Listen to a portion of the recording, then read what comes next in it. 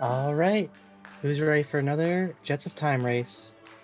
We have quite the cast of characters with an interesting flag set. Let's see. I don't know if someone in chat can put the full list, but I know there's going to be duplicate characters. So that means you could have a frog that's colored like Marley, and you could tell their sprite means their text, and their color palette means what character they are to the story and unlocking stuff. So we have a confusing run ahead of us. I'll try to keep everything straight. Oh, thank you, Batsy, in chat. We have boss rando, healing and gear rando, characters, like I just said, and tech damage rando. So you might be used to Flare being the big baddie, but if it... in this mode, you'll have MP cost randomized, and the cost of the spell now tells you how strong it is. So we're going to see, hopefully, some divergence from the normal triple text, double text we're used to. I know it'll get started here in a second, but yeah, this is a fun group. I don't know if this was just a run they did with no one to commentate live, so I haven't seen it yet, so anyone else who hasn't, welcome. If you already have, no spoilers in chat, please.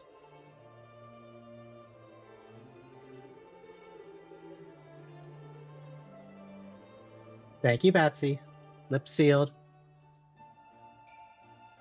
Yeah, and thank you, shout out to Mian for getting us all set up and being the Restreamer today. And let's see what our first characters are. We have Purple Frog and Marley. Okay, so that's Robo Frog and Magus Marley. So that means we do have a Robo, which means Sunken Desert is open to us. And the character of Magus has Marley's text. If I could trust the tracker. It's still... Oh, that's gonna be confusing.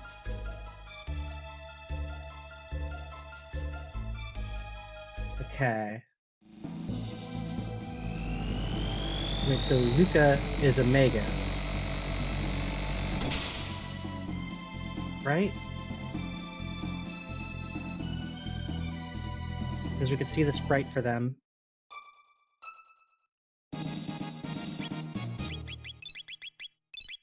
No, the Luca character, so no unlocks except Tabin, has Magus's text. Okay.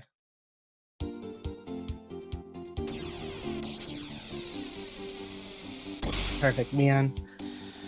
Yes, these trackers are from the race. Should be all good. We don't need any live mishaps. Try to track 4 streams at once. Snail's top item is the Toma's Pop. I didn't see anyone buy it just yet.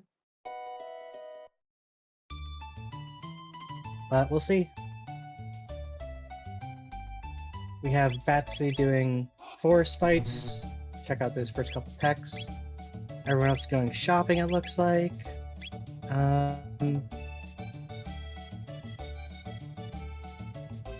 Yeah. Try and catch this tech real quick.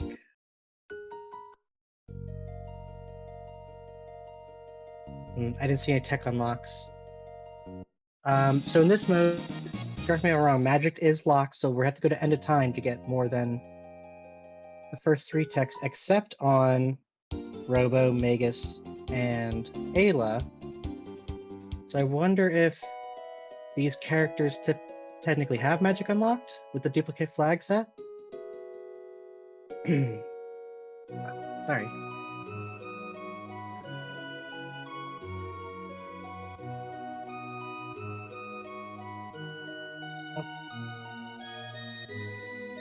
Water 2, Frog Squash, Haste, and Aura. That's a great first spells.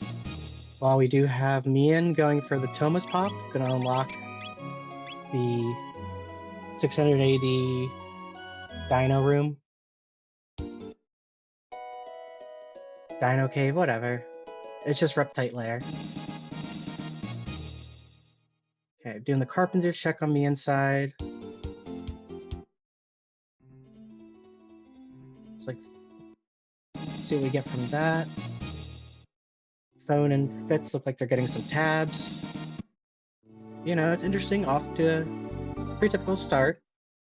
The Crisis Mew +3. Would that be the Grand Leon then? Just re-rolled? Is that a key item? Think so. Although, I don't think it does anything in this mode. We're just trying to get to Lavas in one of 3 ways.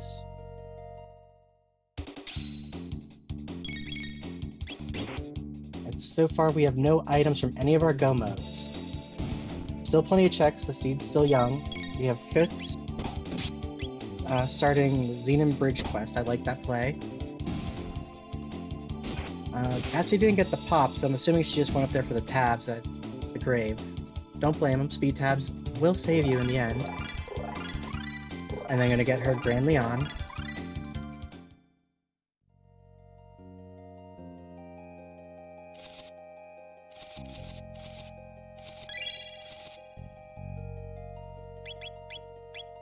Okay.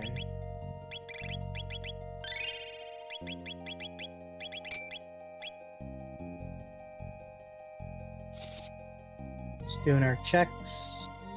Nice slow start. I did peek at the video. I know kinda how long it should be, but I don't know how much that was filler time. I only peeked to look at the tags. I didn't see anything else.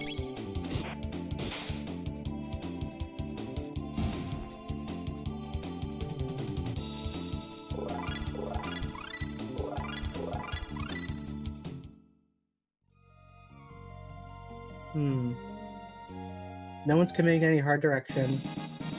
I bet we see a cathedral soon, though, would be my guess.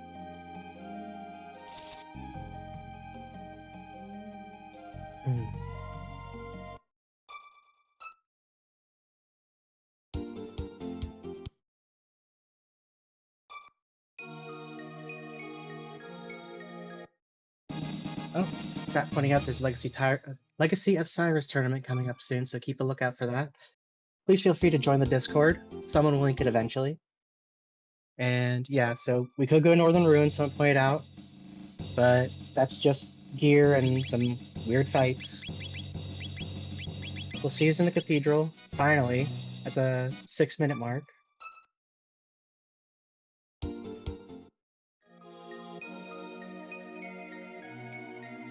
Gotta beat up some Nagas real quick.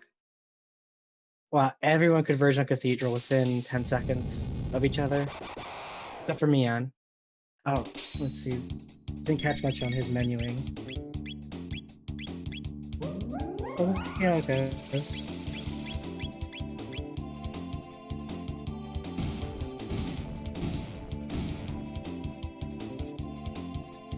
And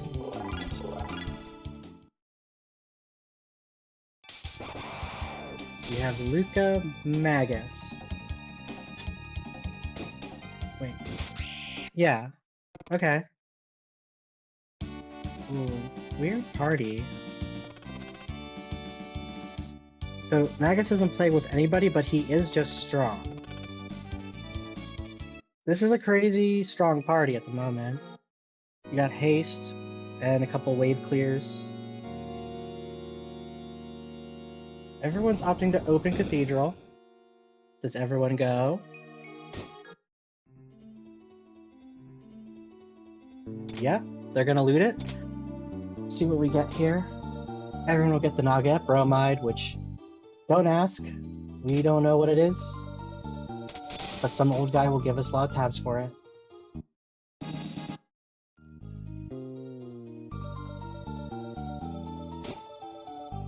Alright, looking at the gear drop. Black Vest will come in handy. You already have Frog's weapon set.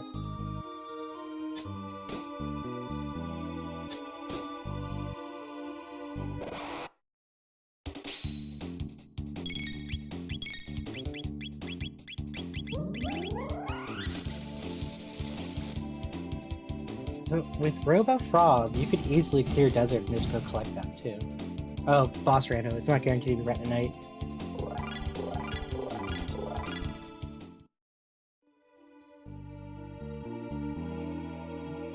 Batsy gonna go for the extra character, which good move in this mode. You never know who you're gonna get and what they're gonna be flavored.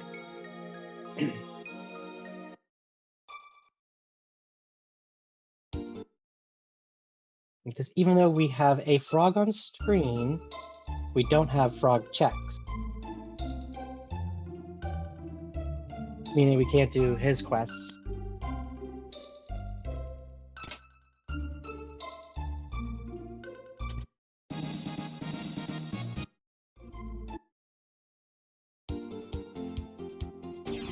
Yeah, oh, phone backed out, it looks like. They didn't go to that cathedral. Whereas Mian is going to go for it.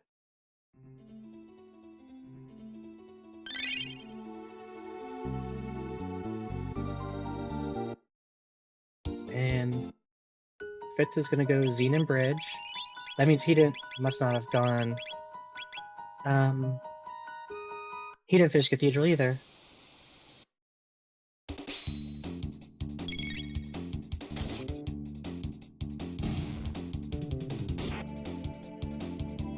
Yeah, thanks chat pointing out.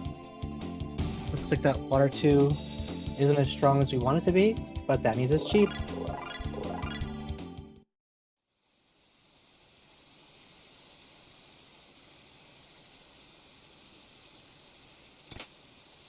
Okay, we'll see if Mian finishes the cathedral. Otherwise, it looks like Batsy's the only one going for a 4th character right now.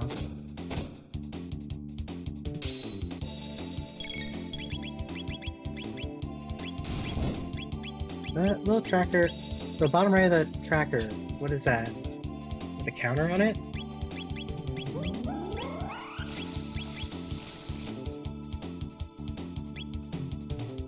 Well, we'll see our bosses at Cathedral, and hopefully Xenon Bridge in a second here.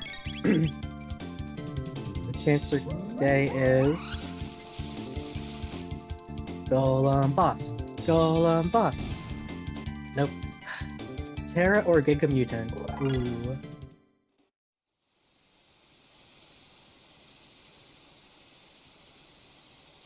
Terra, okay. I can't remember which one's which, difficulty-wise, so...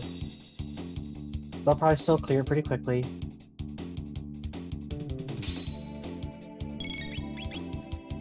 Oh, thank you, chat. Treasure chest open. Okay.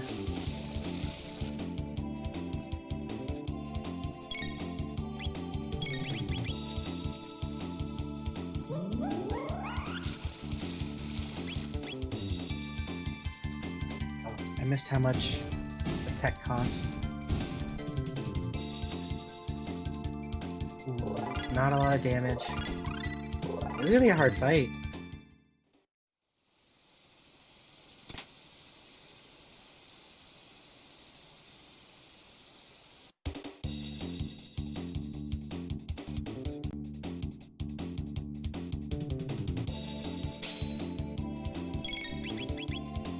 We're just going to water 2 until the mutant top goes down.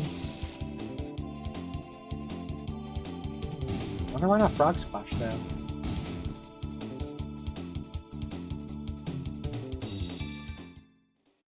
Oh well.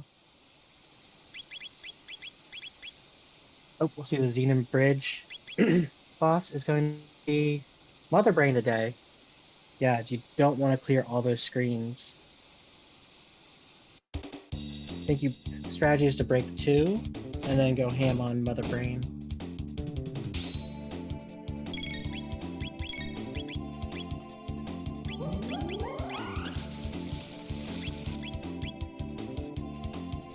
Okay, Water 2 did roll 1 MP, so while it does hit everything, it's terribly weak. Why don't they just start beating it up? I don't get it. Probably a counterattack thing now I think of it.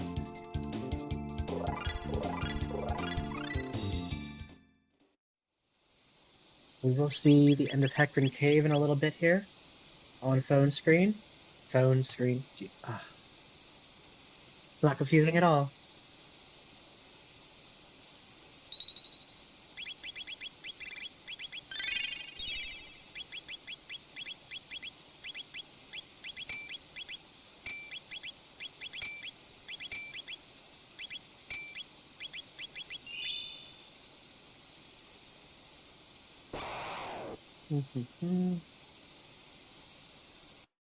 Phone is facing off against Zombor. Hey, what are you doing? You're supposed to be on the bridge over there. Oh well. Should be an easier fight with the text they have.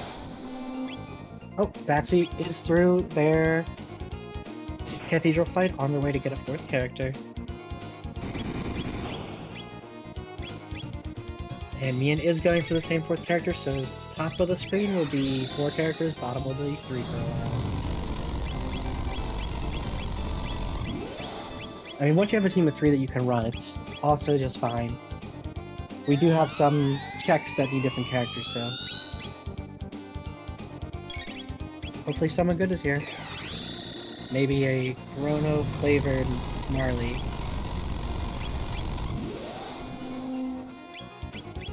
Okay, that is a frog with Robo's tech set.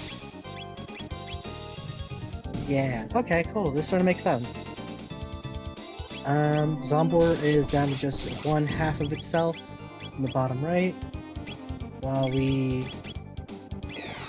looks like Batsy isn't putting them in their card yet, their new character. The starting 3 is solid.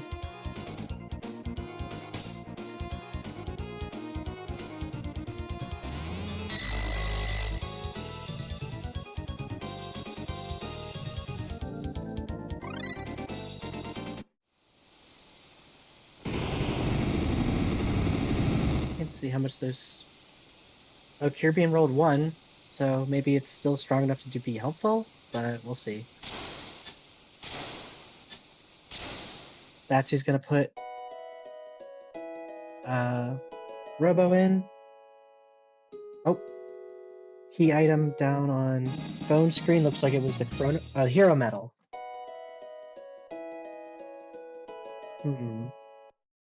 Hero Metal. We do have a frog. So that is a turn. We could turn that in. Although phone doesn't have the frog. I guess you could turn the metal without frog. Which makes sense.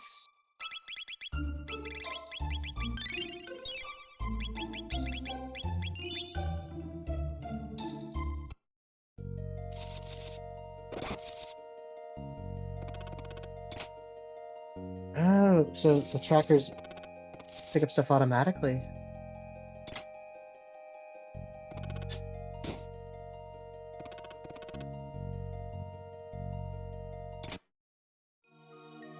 Right, so since ribbon became an equipable accessory to make it a little more balanced, chat is saying because of this mode with the auto tracking, the Grand Leon and Robo Ribbon and Hero Metal will disappear from their trackers if they equip them.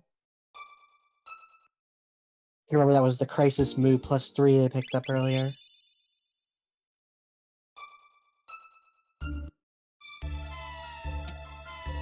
Oh, and Fitz got the Dreamstone.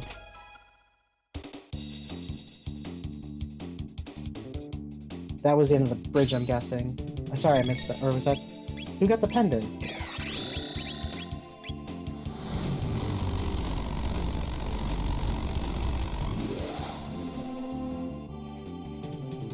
Oh my gosh.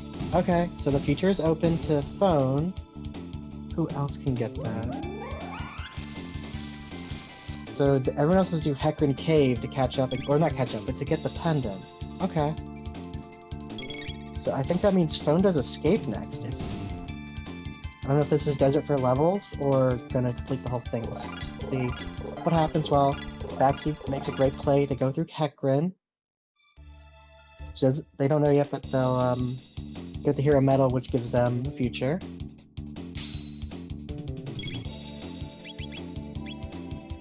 Mian's gonna get their robotic frog.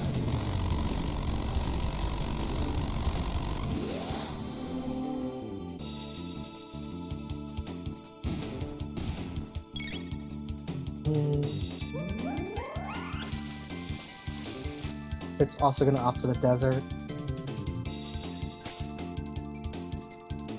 So Dreamstone was Xenon Bridge then, because this is the only one who's done that. We have Pendant, that's a different go mode. So nothing really standing out yet.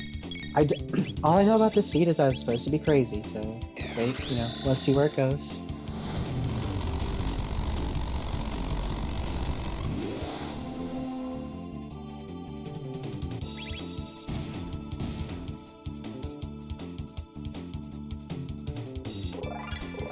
And getting their character. It's making short work as a desert. Oh, it's definitely off to an interesting start.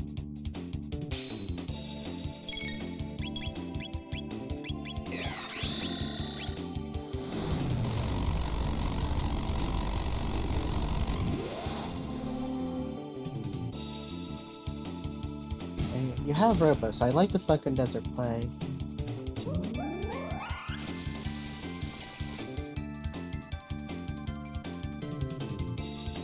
If they go through with the whole thing.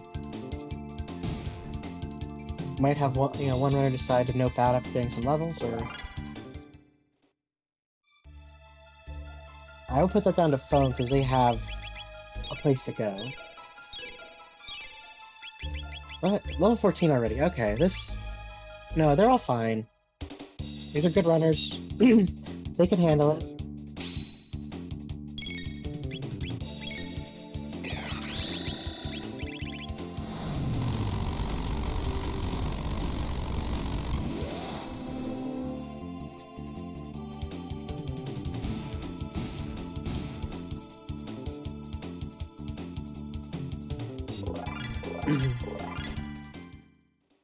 Okay, chat pointing out Batsy likely to get future next. Right, Fitz is gonna finish the desert, I think. Mian will get their Dreamstone. Okay. So right now, I would say Phone and Batsy have a slight advantage, only because it opens up Future, which has who knows how many checks, and potentially enough time, but for the runner's sake, I hope we don't have to go through the factory. Or Genodome. One of those.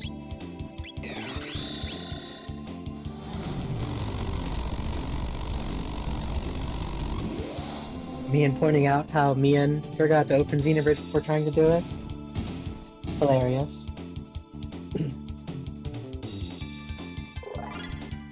Do a quick gear check on Mian's side.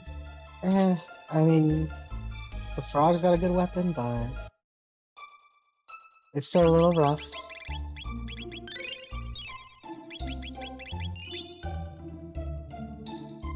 Okay, Phone is heading back into the desert after healing up, so to me, money's on going downstairs and taking on the boss. Decent loot down here. Don't armor look like?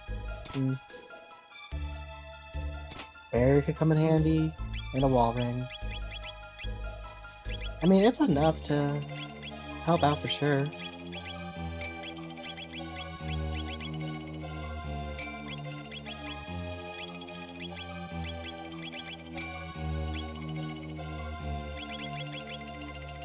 Hero medal going on Frog, finally.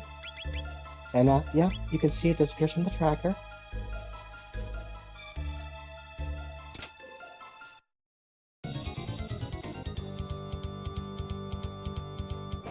It is the Gen 1 fight. Red and blue version. Get it?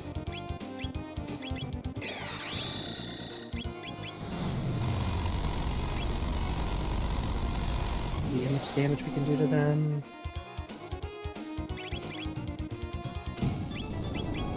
Ooh, counterattack. Wow. They're gonna be fine. They'll be able to power through that fight. Looks like a lot of the other runners are signed into it too. Batsy about to go get their hero medal. If they can defeat the dangerous Zombor. I'd hope so by this point.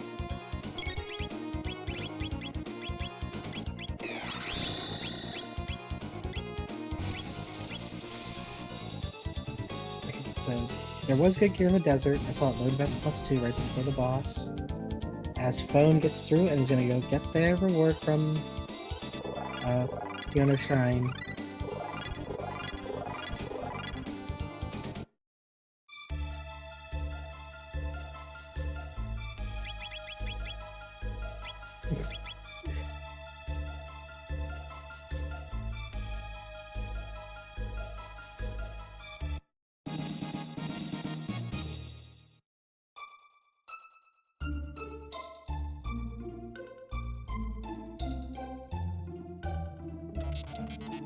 We're making pretty good progress.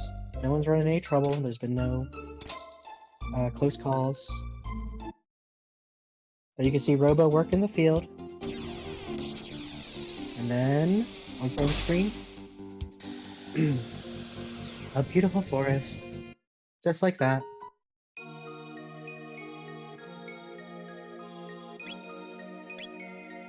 Phone showing up that you can talk to that nun and keep moving while it loads the shop so you can get to the robot faster.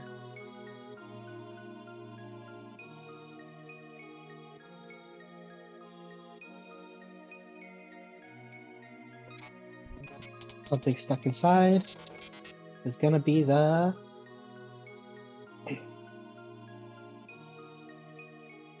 Chrono Trigger. Okay. If we can find the clone, that opens up Black Omen for us.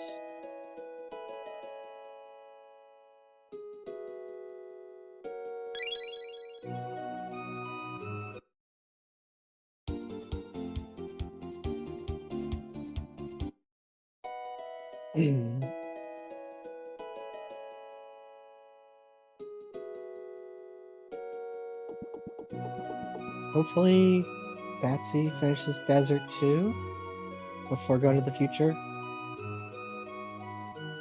Phone is unlocking the Reptite Layer 2 Electric Boogaloo.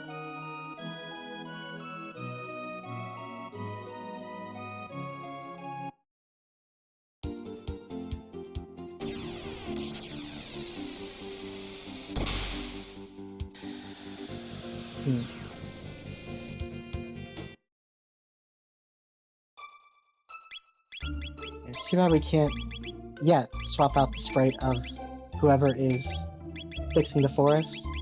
Whoever's in the robo slot. That would be funny, the little frog.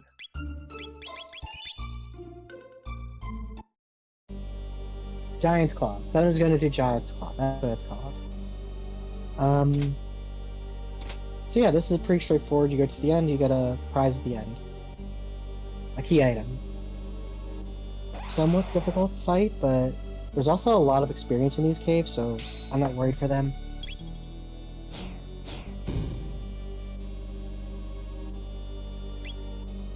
Oh, Magus got Dark Mist at some point. I think I knew that, I just wasn't paying attention.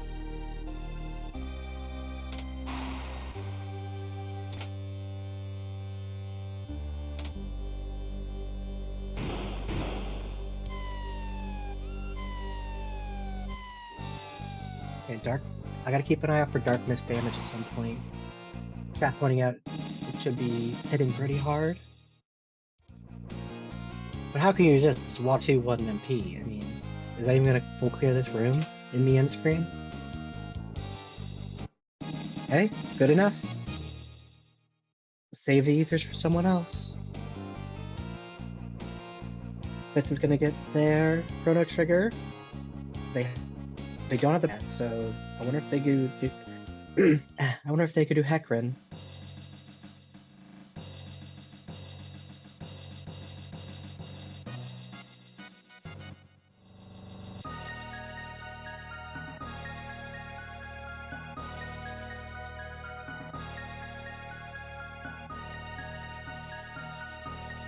Okay, Batsy is gonna do the escape. They won't have the trigger. So if Clone is early in future, Fitz could have an advantage screwing here.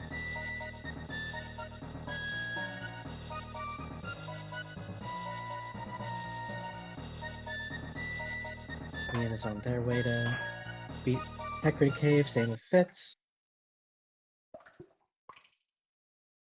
So a Magus flavored Luca is in the prison. We'll have no trouble bodying these guards. They rolled really good gear. And yeah, it'll be pretty easy. With Boss Rando, I believe the Dragon Take can be randomized. So we'll see who's there. Oh, Giant's Claw has Mount Woe guy. Giga Gaia, yeah. As a casual enjoyer, I would just imagine wanting Falcon Toss for this. But no Ayla in sight. Or Chrono.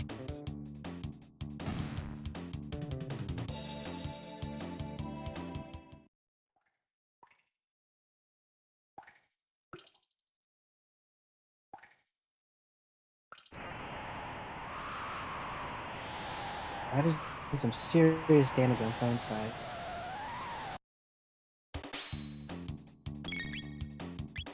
Okay, Dark Mist, here it comes. Okay, that's what it was doing. Almost 1,000 damage a pop. Yeah, the runners are set with this Magus Luca. At least in the short term.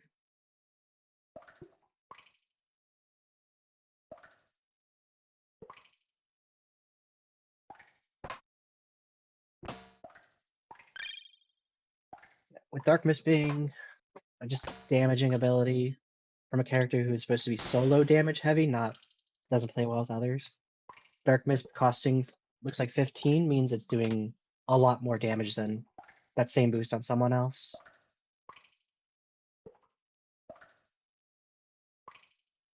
Batsy freed Fitz. Okay, valid run, and I can see on the trackers that Batsy's the only one who's pet. Oh no, Mian and Batsy have pet the cat. So Batsy's ahead by freeing Fitz. I now put them in first place. Not that that matters till it's over.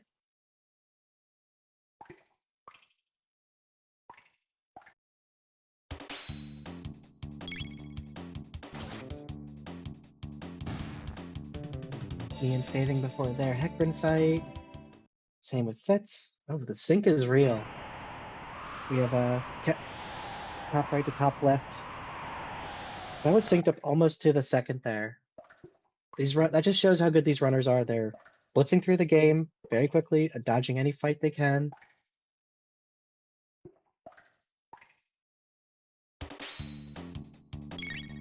Make sure anyone out there watching, make sure to give the runners a follow.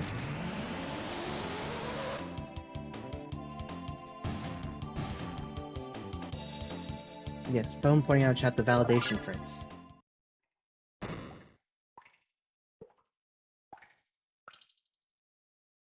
Too bad we don't have a flag for that yet.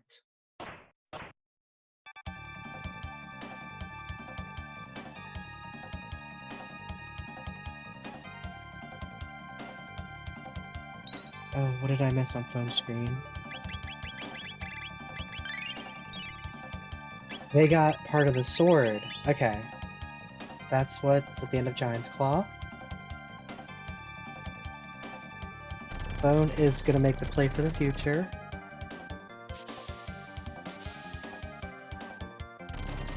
Oh, they're gonna do Xenon Bridge first. Okay, they see it's Dreamstone. Do they nope out? Because they have plenty of strength. Oh, and on the bridge we have Giga Mutant, I want to say.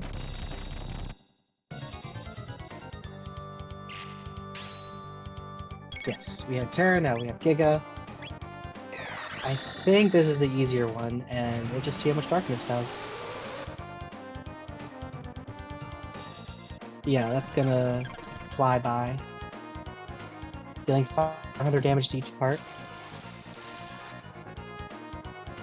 While Mian is finishing up their cave fight. Let's go!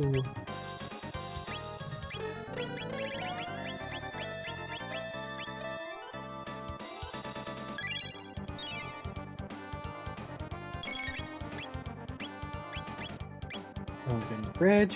It's getting their pendant. See what everyone decides.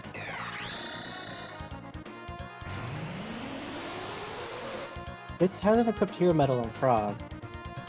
I can see it on his tracker.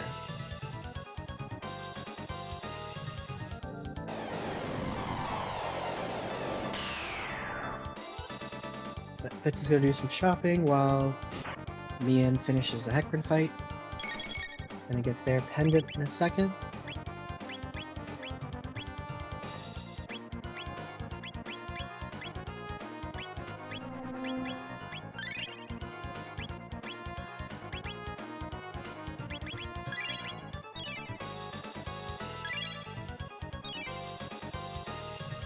As it takes some time to ether up, those Darkness ain't cheap. And Phone opting to just Darkness clear the bridge.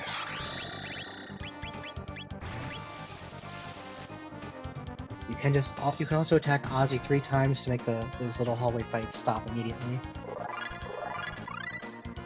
Mian getting a free heal at Chrono's house. It's a little weird to sleep there at Chrono. Yeah.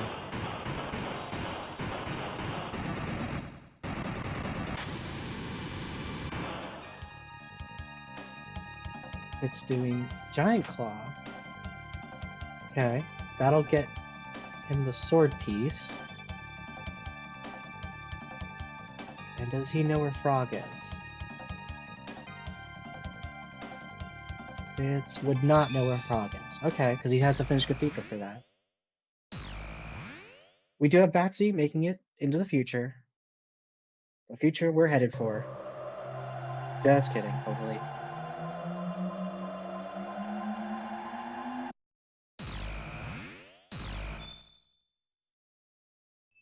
So Pendant is automatically unlocked in just of time. Gonna loot all these doors really quick.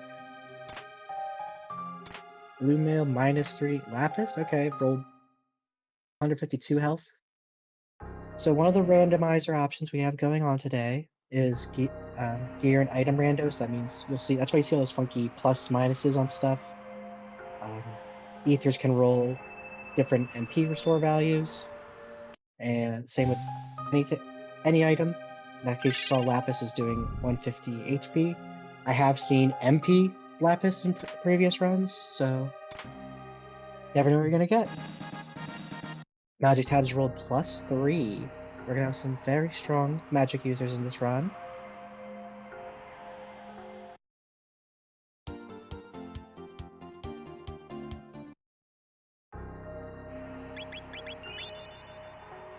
And, oh, more divergence. Phone is gonna go up Denadoro. This is still open to everyone as well. So it's nice to see a little divergence between the runners. Gold Rock Plus. Do we have a team for that? No.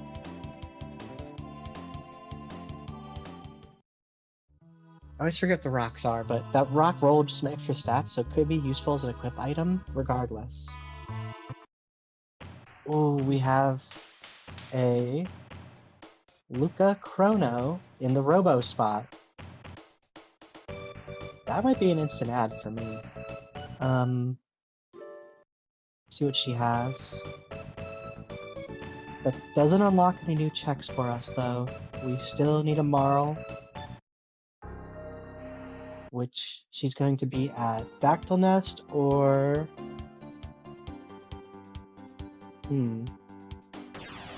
What am I missing?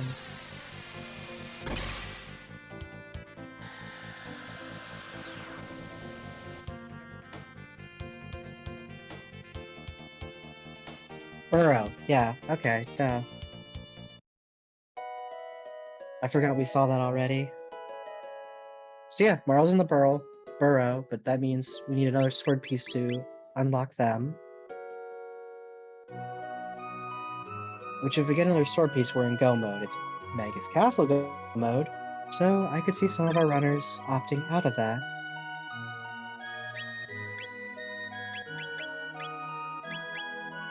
Assuming we find the other sword piece. It's still up in the air. I'm a little surprised Batsy isn't going right to Son of Sun. I'm not surprised, but if in this mode, it's like I have all this power, I could just blitz whoever is there with boss rando.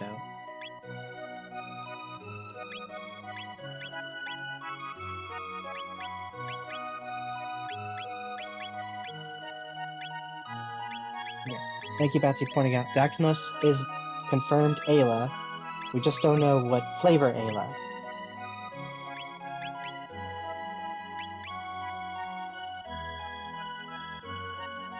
These teams are strong enough as is. I think a lot of people will check the future spot, see that's Luca, and we'll probably have everyone running with her at some point. But we'll see. Everyone has their own preferences, and character rando can make some weird combinations. Phone's gonna do their Masamune fight. So they're normal, but when you beat them, that's when the random boss comes out. Mian is also freeing Fitz, so run is validated.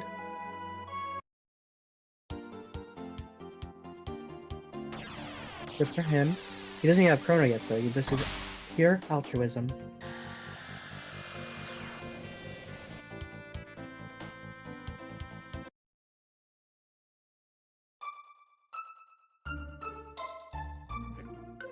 Batsy pointing out, Luca rolled a 20 MP Flame Toss, which means that's suddenly our most powerful ability. Well, the Dark Mix still hits everyone. Oh, Denadoro boss is Yakra. OG Yakra, not Yakra the 13th.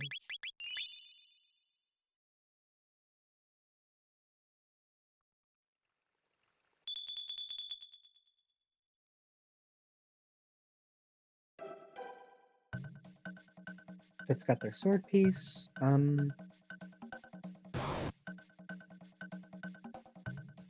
Yakra's still not going down after second Dark Fist. Crit from Frog doing a great amount of damage, let's say.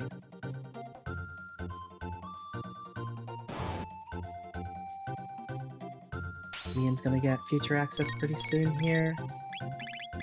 I don't think he looted the guard. You can get a couple mid potions off of them.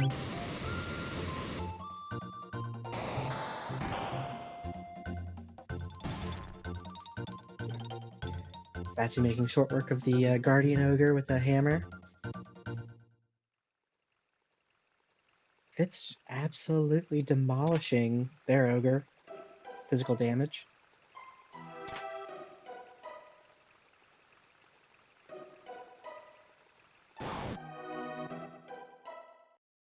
Oh, someone is through their Yakra fight, and we'll see what our reward is. Sword peace. Sword peace.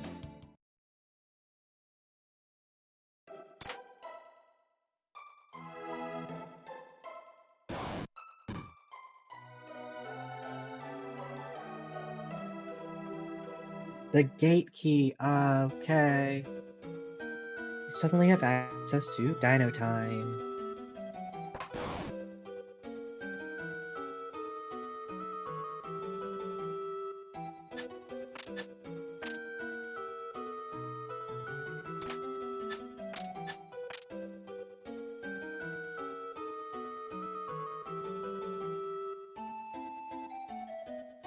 See where they go from here.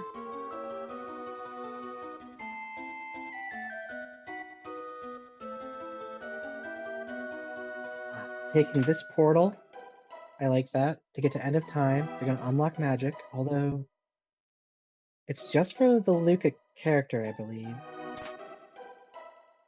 Oh, no, they're going to go to prehistory.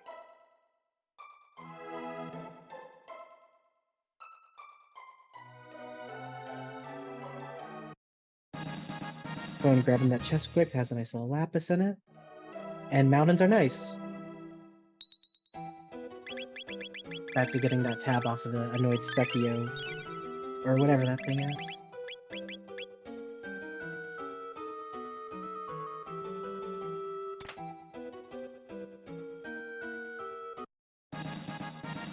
And we have a tier 3 Specchio when you're level 20 up, I want to say. So I do like it some the runners can get here so early that Specchio's still in frog form.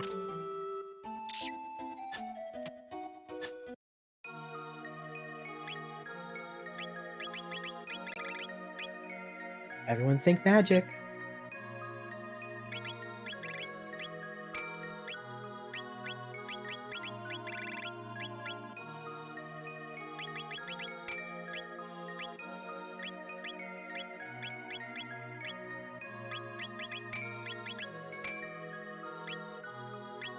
It's nice he does let you opt out of fighting.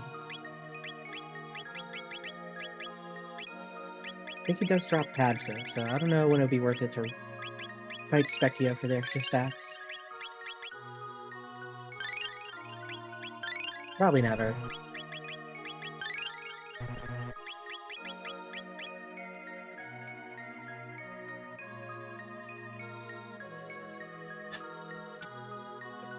Okay.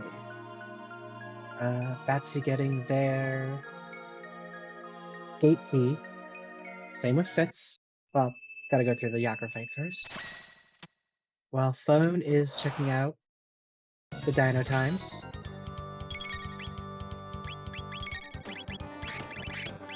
Everyone seems to know where the free heals are. I like it. Stopping in for the sweet water.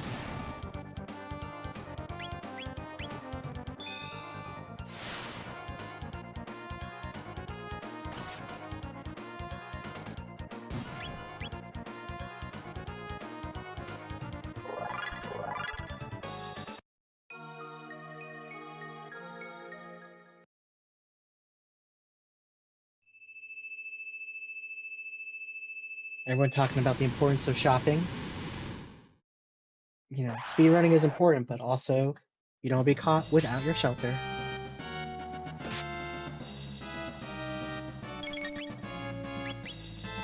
I missed that when Phone got sunshades. Part of the reason why Magus is hitting like a truck. They probably all did, and Magus missed it.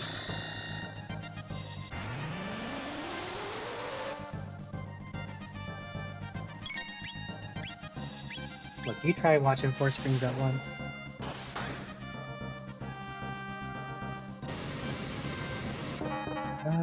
Let's see. It's pretty neck and neck right now. Everyone's got no one really has an advantage. We'll say phone is head of the pack, so to speak. Well, we'll see. Anything can happen in rando.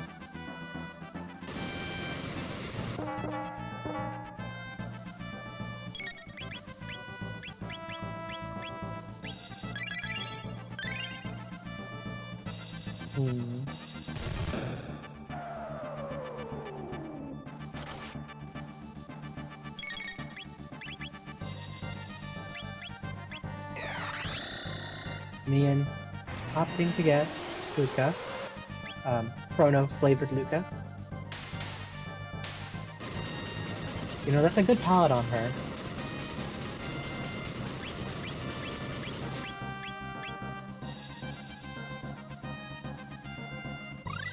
And the frog robot's a little off-putting.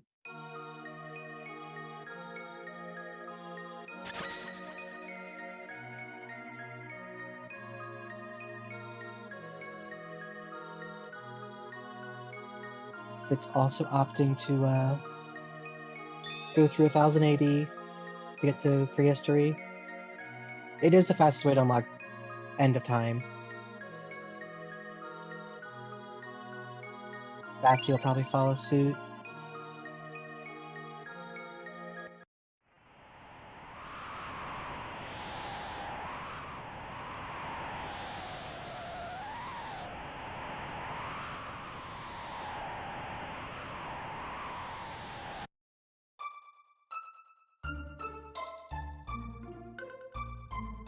Oh, and we have Son of Sun at Reptite Lair. So this'll be fun. Hope they have some sort of fire resist. Oh. Using Magus's barrier. Perfect.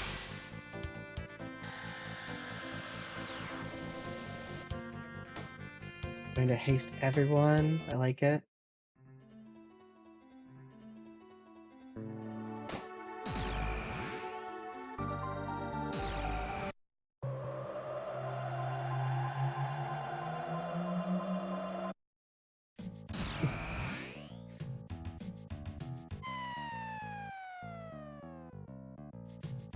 Okay, Son of Sun only doing 14 on a return hit.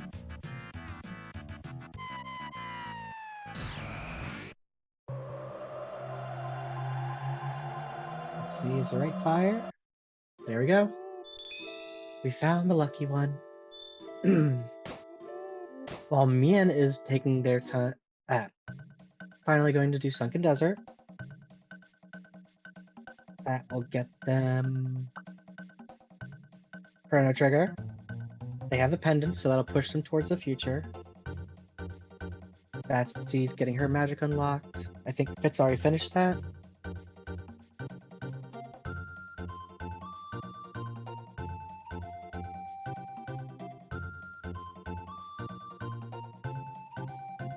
And Fitz following after phone. Gonna fight their Son of Sun. It is a interesting seed so far.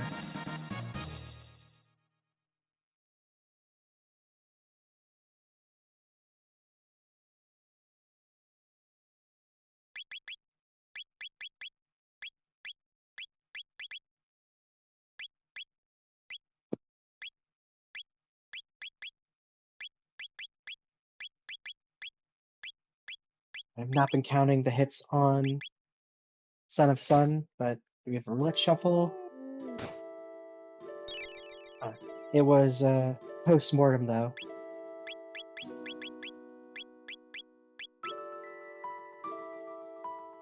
See what the reward is in a second.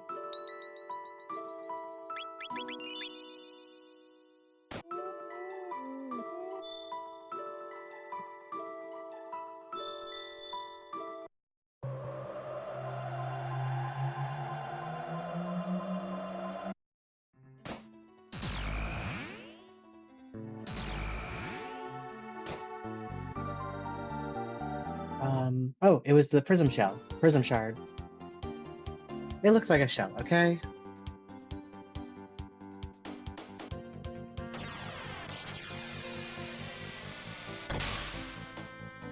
We do not have the right character for that. And Marley is locked behind the sword, so Prism Shard is probably not getting done. Because these runners are good enough that if they get Megas Go mode, they just go.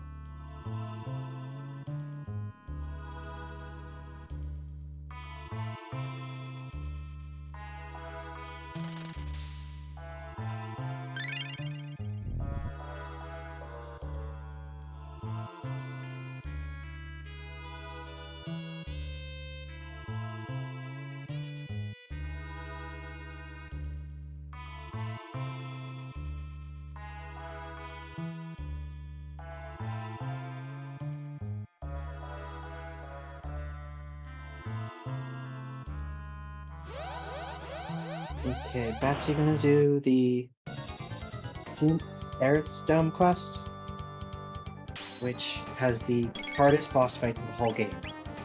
That rat. He's been the bane of many people. But is that Golem boss? Batsy looked into one of the easiest fights that they are going to try to blitz the Golem boss down, which is technically faster if you can do it.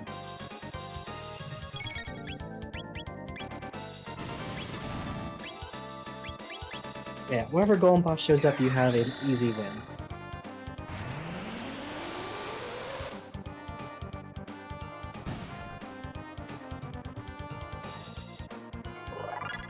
And a woe play. Okay, so when I commentated last week's Gato Cup, the woe play was that was what you had to do to win. Let's see if that holds true in this race. We are close to a few go modes, but nothing is concrete yet. And with this divergence, maybe we'll get divergent go modes.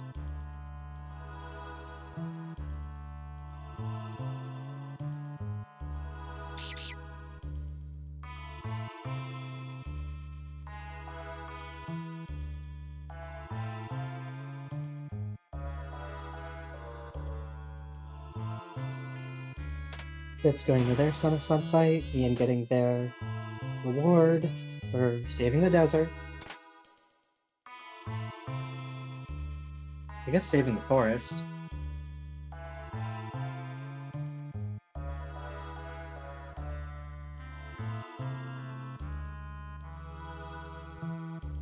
That's gonna go to the back here, flip the switch. Maybe get a sealed door check. There's a couple of goodies back here.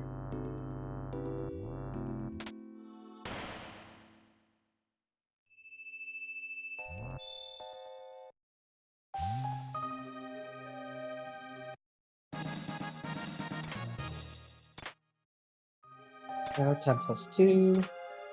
A moon arm. Here we go. Might be an upgrade for Magus, but you don't really rely on him for physical.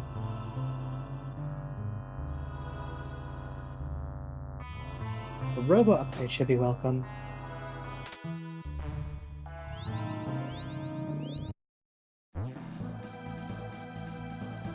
Those names that flashed briefly on screen were previous winners of different just-in-time tournaments.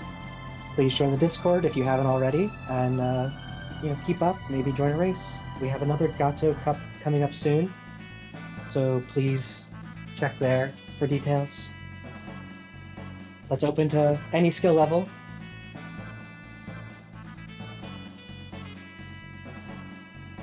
Well, except if you're already good.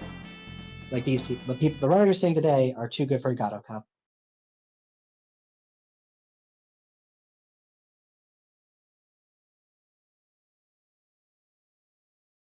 We're going to see the Airstone check in a second on Batsy's screen. The Ruby Knife. Okay, is that a go mode?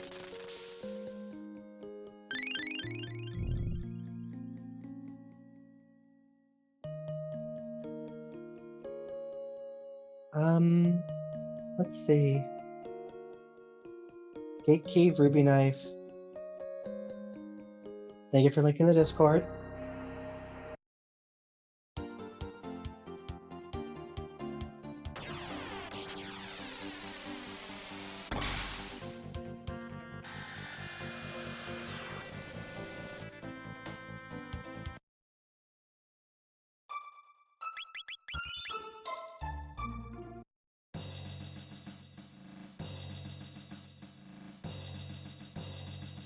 Batsy's going to do their Zine and Brits check.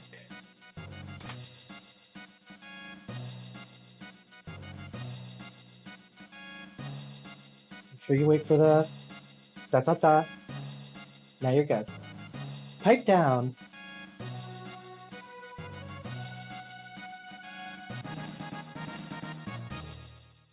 Chat pointing out woe is better to wait because it is a bit harder. You can clear it faster when you're stronger. But again, these runners know what they're doing, and see if it pays off though. That's the big piece of info we need.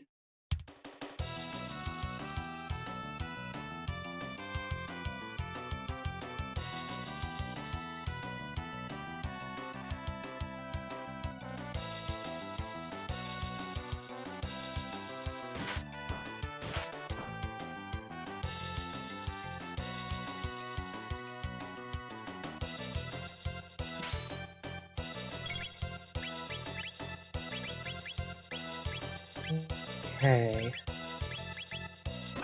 Got a Doro by Mian. That will give them their gate key. Let's see.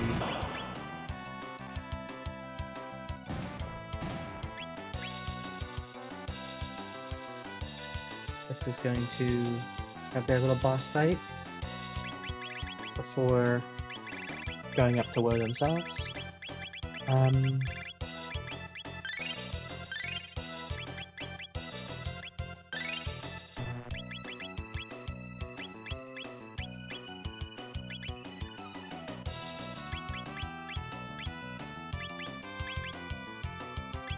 Good loot on woe.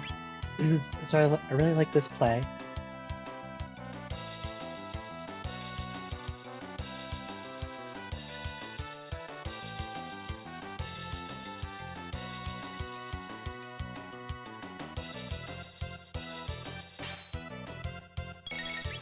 It's using Fire 2 to disable MP, it looks like. Gets the job done, I'll say that much.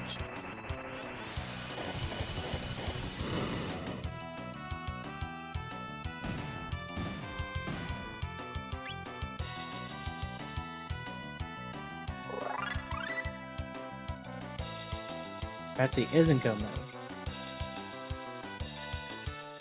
The Dreamstone, duh, yeah. So Batsy doing the Zine and play now means she is going to head through the Reptite Lair into Antiquity to the Ocean Palace to beat Lavos. If one of the other runners can find the clone or the sword piece, we're going to have some fun diverging go modes. So let's see. If woe is the clone, come on, come on. Don't be jerky. Or Robo Ribbon.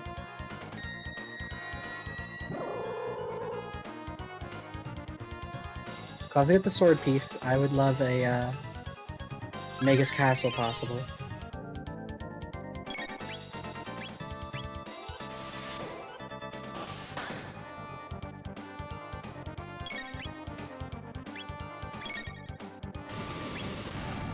And Batsy absolutely destroying Mother Brain with 1000 damage.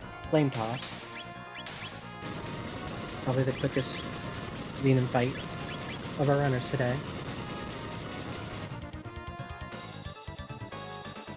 And oh, so, is that Magus Frog as the woe boss?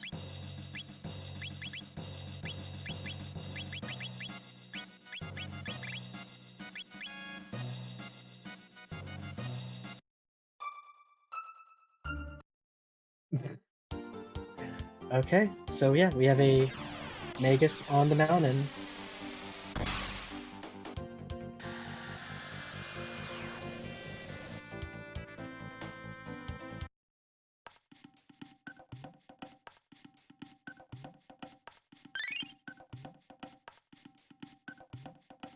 Batsy is going to the Reptite lair, getting that quick free heal. So yeah, they are off to the races. We're gonna see what Phone gets. Like I said, if we get a sword piece or clone, we're gonna have some fun. Although Phone gets a sword piece, they don't have their frog. So Magus Castle's still one piece away for them.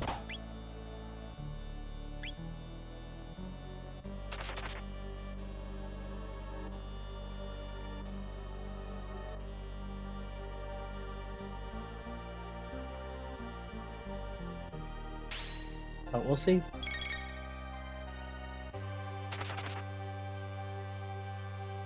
I haven't seen what level Batsy is yet. There's plenty of places to grind between here and the end.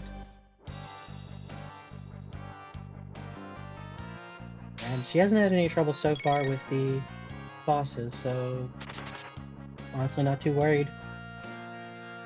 As we have Mian doing their Yakra fight.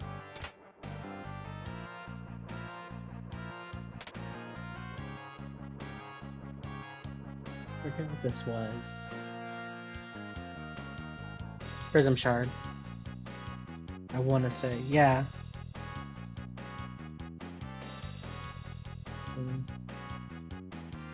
Oh, let's see what's on Woe.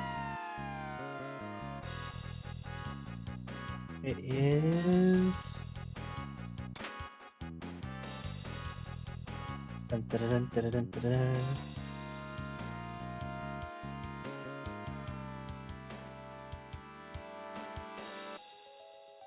The bent sword. Oh, Phone doesn't have frog. Oh no.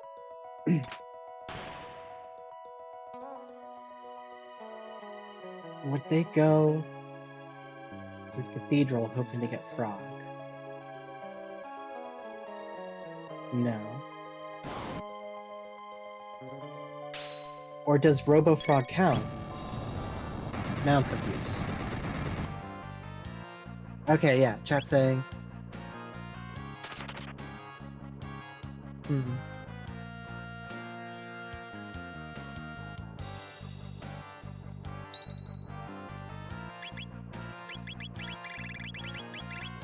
don't know if Phone is messing with me in chat.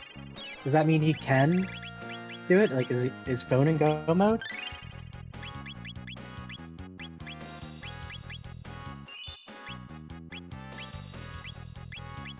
Dalton and Tyrana.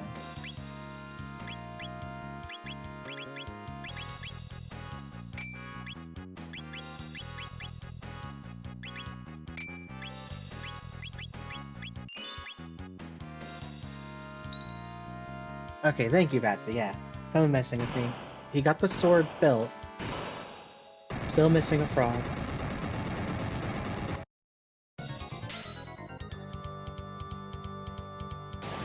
If he finishes Cathedral, it'll be quick. Oh, he's gonna check the Cursed Woods.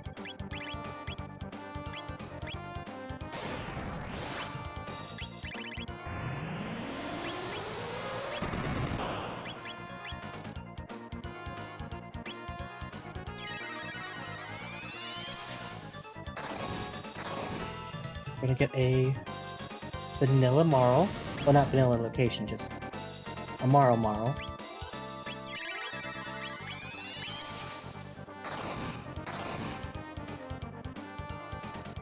Which means we could have a double marl with extra haste, or team haste, I think, as an unlockable skill.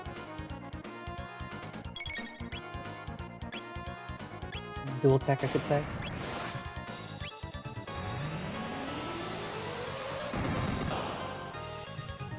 Batsy taking on their Dalton and Tyrannolair. Dalton Plus, sorry. Much easier.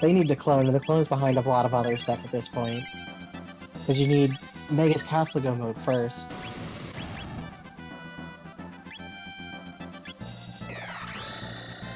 Phone still has to go to the future, interesting. But they are in Go mode, so they're going to the future to beat the game.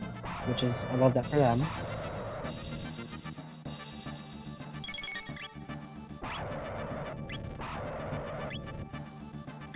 Well, of course you go to the future. To win the game. Oh wait, I guess... Yeah, that's the future. The Black Woman Go mode.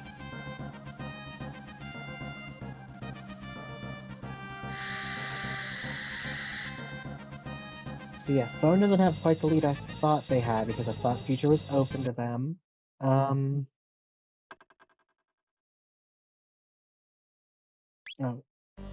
Mian doing the Son of Sun fight. I don't know if I missed that on someone else's screen. Yeah, okay.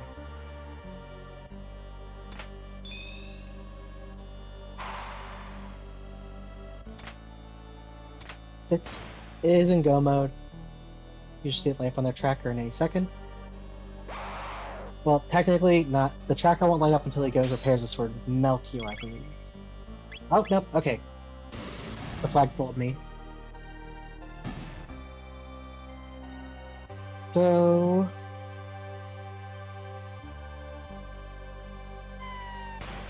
yeah, Fitz is gonna do Mega's Castle.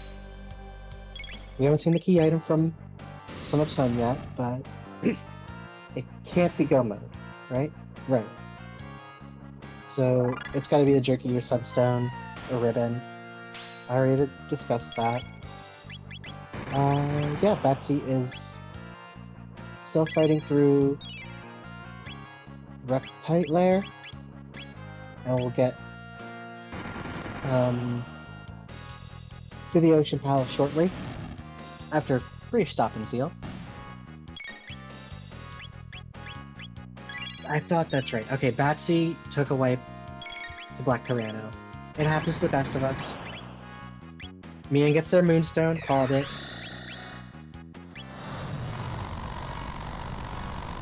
Fitz is fixing their sword. Still doesn't have Frog, though.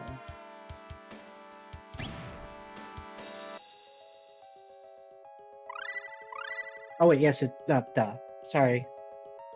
They do have Frog, so they are off to Mega's Castle.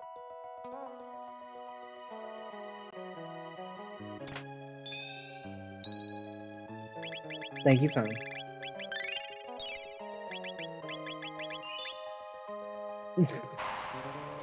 Yes, Batsy flew a little too close to the Son of Sun. So that mishap, unfortunate for Batsy, keeps this race very competitive for everyone else. You know, it's like just she has an appreciation for making a close race. Very thoughtful. Very demure, very mindful.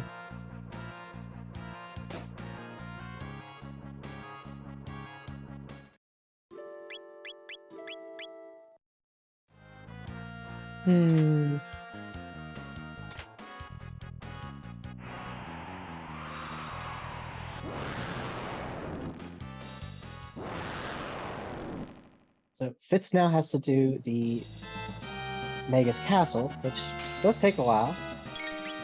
He's going to open this rock with a sword.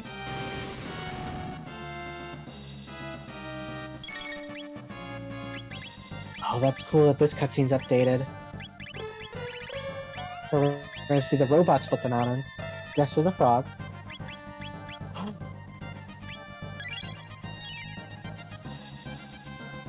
Oh. Okay. That was still really cool. It looks like he was about to punch the mountain.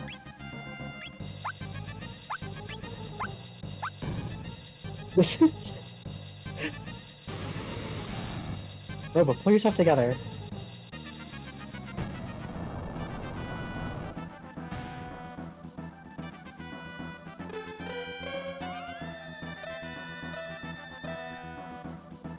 Actually pointing out there was some technical difficulties in her brain during this part of the run.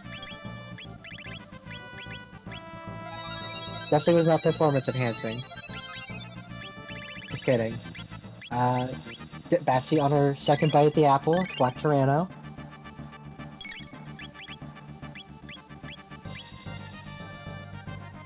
While Phone is in the future, going to their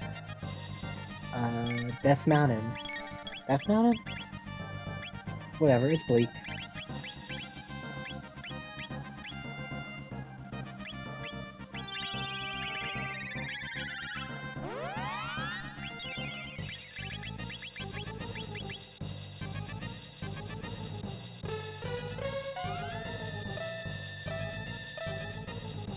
Phone admitting to eating too much KFC.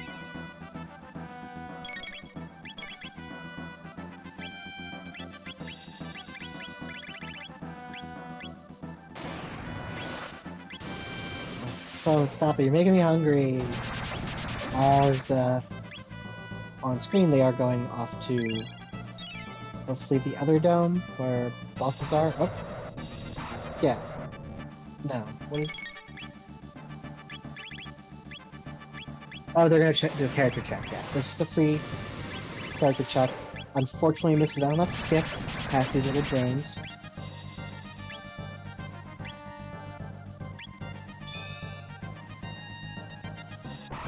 Batsy not taking any chances. I see her popping barriers on her characters. Which, I get it.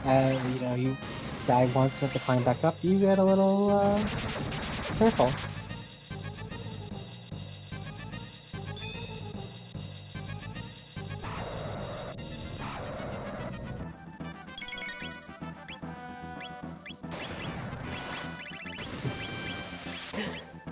Is there another run tonight? Is that what I'm seeing in chat?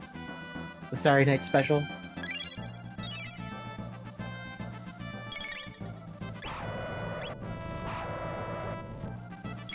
Phone is grabbing their Lucad running. They are in go mode, so good at a time to unlock magic, okay.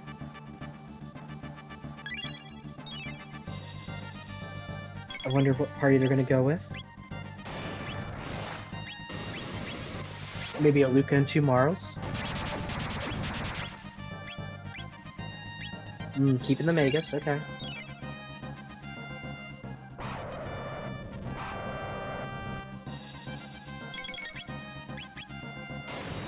Ipso facto mini mode.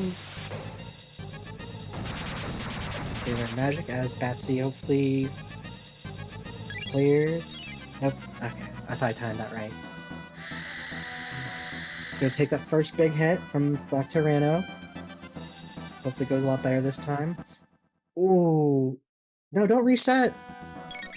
Okay, she paused it.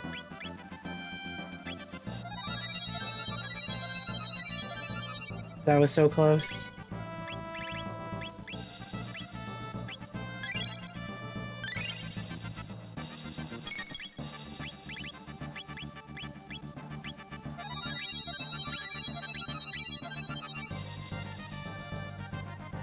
Gonna rehaste her Marl.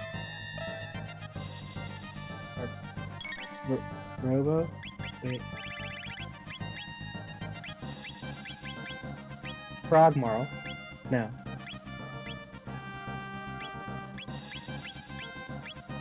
Ah, it's confusing. Marl Frog. I don't know.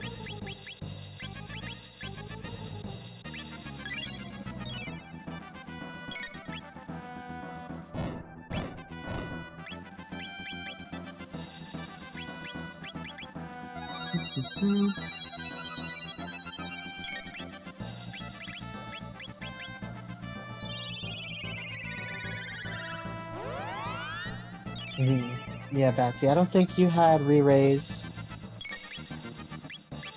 Definitely would have been a safe strat. Mian is going to do their Son of Sun fight, while Fitz is taking on Flea in Slasher's room. Is that right?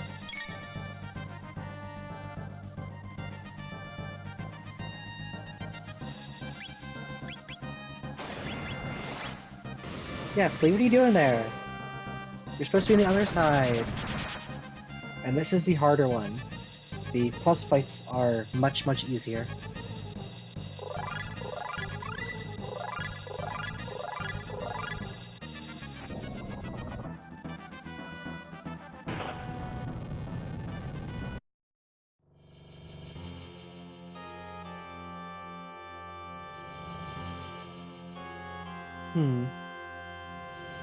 Batsy is through Black Tyranno, going to fly on to the end of the game.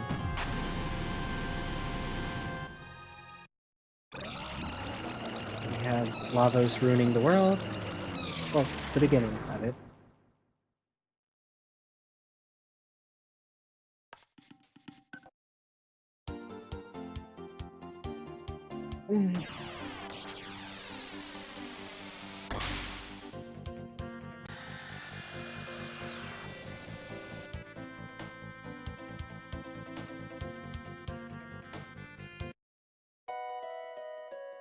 Is Mian buying Toma's Pop? Oh, right, he needs Go Mode. Man, this seed really jerked him around. He's got a lot of the right pieces, but not quite right. Whereas everyone else is in Go Mode. It happens.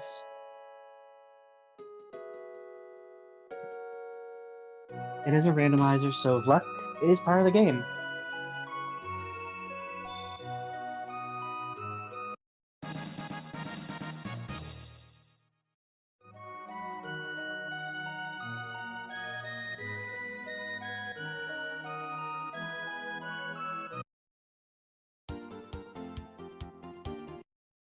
We're always grabbing it.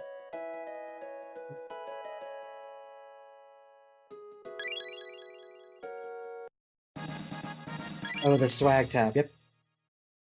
Gotta get it. Every stat counts when trying to blitz the game. They found decent gear. Nothing game breaking. Like we had some prism dresses. Oh, maybe Batsy will pick one up. Can I speak it into existence? Silver earring. Eh.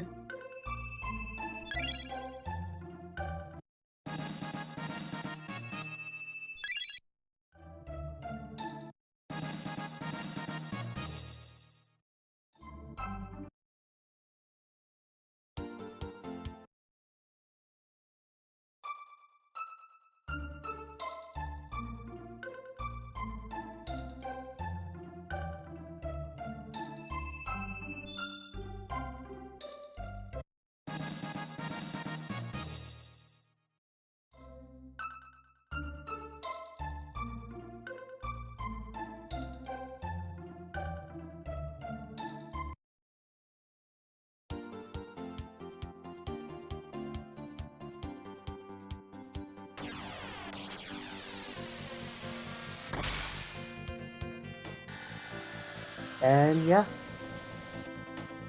the steel chests do have great loot, but the loot table is pretty big, and there are some stinkers, especially if you get you know what we got. But we have the Guardian fight up on the Death Mountain, Death's Peak.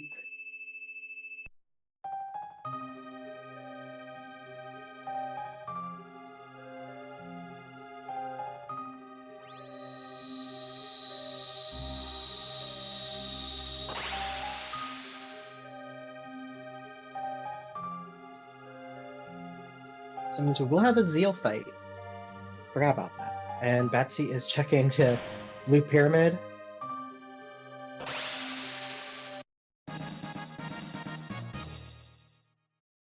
This does take a while.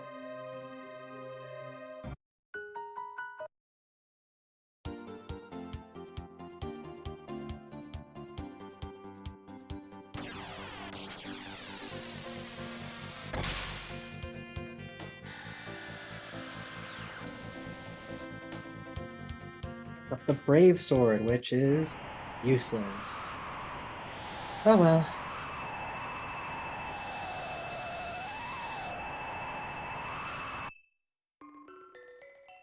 It's like Batsy is making her way to Zeal to finish the game.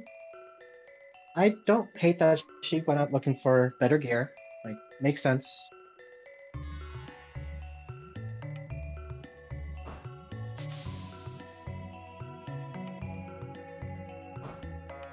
Fitz making short work of the 100 demons of Mega's castle. Wait, I must have missed who the other boss was there. 4 screens.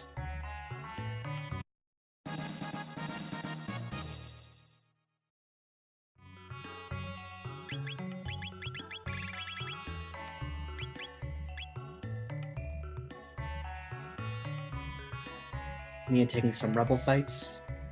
It's a great way to get your tech points.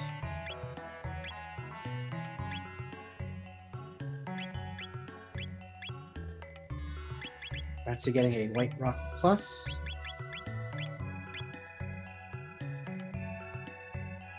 Which has not happened today. We don't have an Ayla.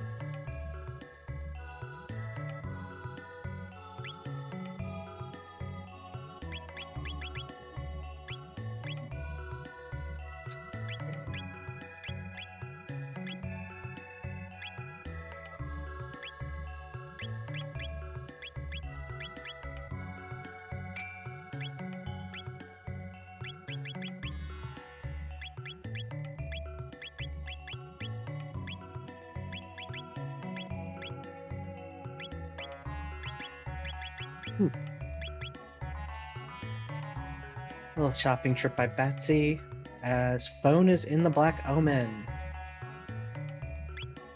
Off to the races.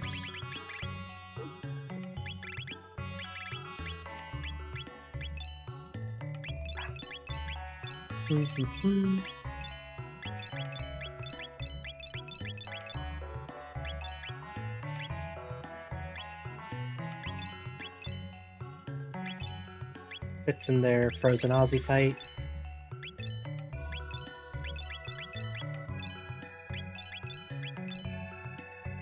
What a goober he is. This is just a funny one.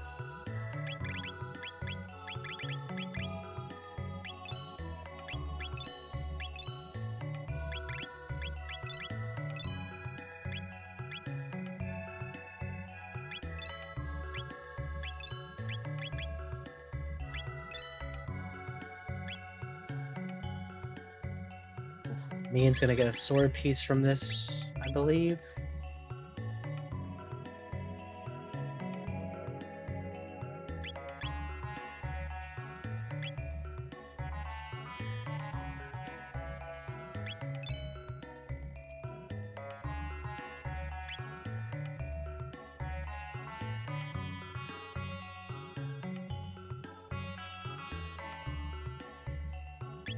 Batsy really trying to get into this shop.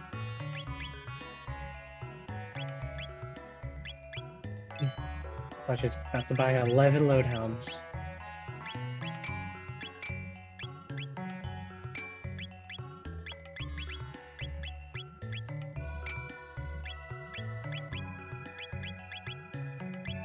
Mian gonna make short work of their Giant's Claw boss. And we're gonna see on Fitz's side probably a Frog Magus like we saw on Mount Low. Oh, no. Marl Magus.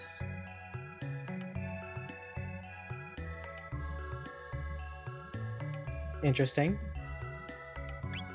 Oh, right, because Marl is Magus colored. Okay.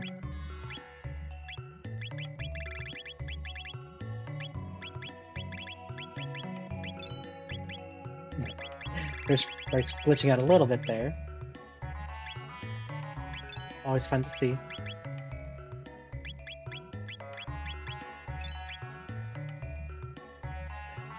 Aeon suit -3 down in phone side. That's rough.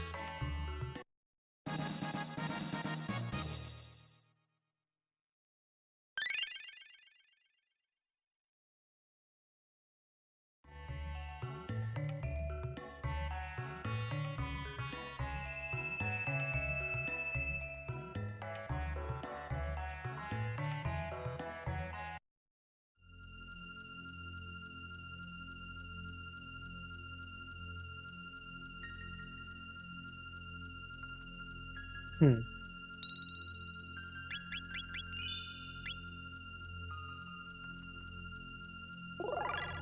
loot in the Black Omen. Nothing to write home about. Mostly sell what you don't want. This is the final shop for a phone, as Batsy is headed towards the Ocean Palace.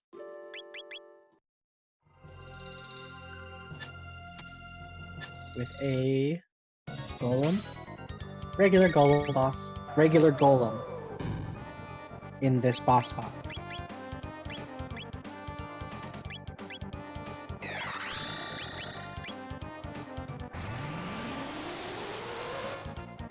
It's using the Masamune to get through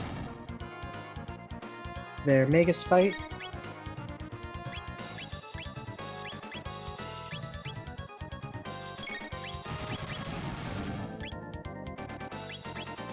And tomorrow is our alchemist today, like they usually are.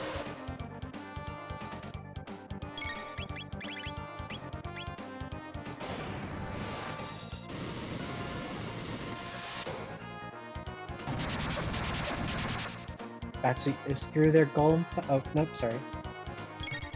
Jumped the gun on that. I saw an explosion.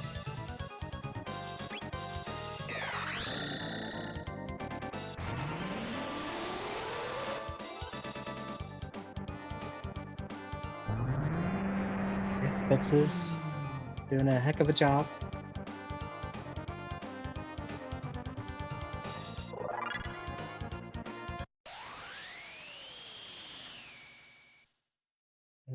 Mian gonna do their golem boss fight. Probably just clear it real fast because they're even stronger than the others were at this point.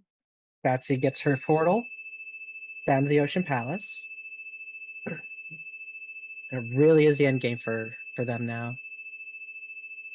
We'll see what they do here. Gonna do a quick save and shelter. They'll have a chance to grind up any missing levels. Gonna pop that last speed tab on Magus.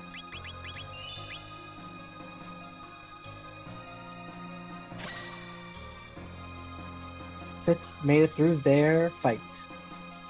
So they're going to Antiquity to hopefully catch up to Batsy and the Ocean Palace, but they have to work their way through Zeal.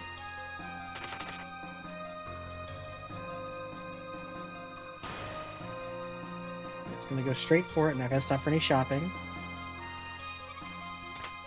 Well, they still might stop here. They're not going to the other floating island.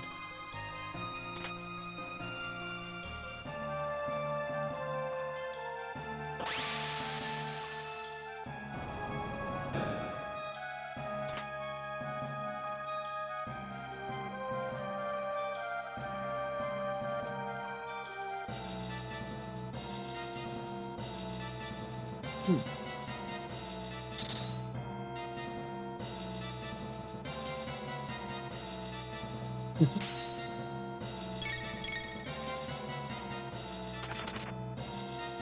can't remember what Mian's about to get here. Might have been Dreamstone?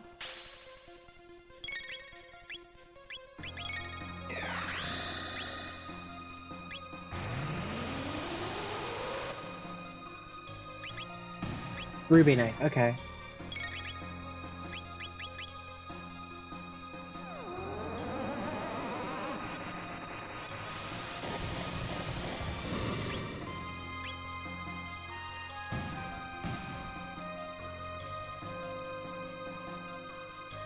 Mian running into one of the bugs. Happens to the best of us. As we have a Lavo spawn? Yes, not Elder Lavo spawn. On phone side. A semi-fitting location.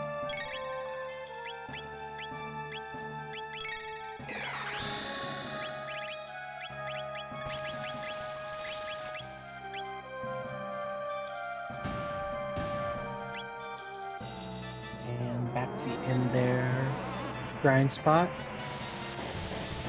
We'll see how many levels she gathers up before heading on for the rest of the game.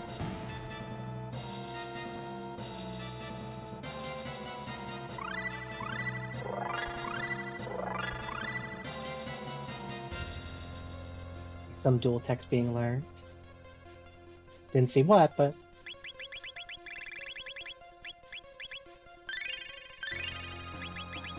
Pumping Magus with the last few magic tabs. Going for another grind. As Fitz is at their golem already. They are hot on the heels of Batsy. I forget progress-wise where Phone would be. But this is a very close race all of a sudden.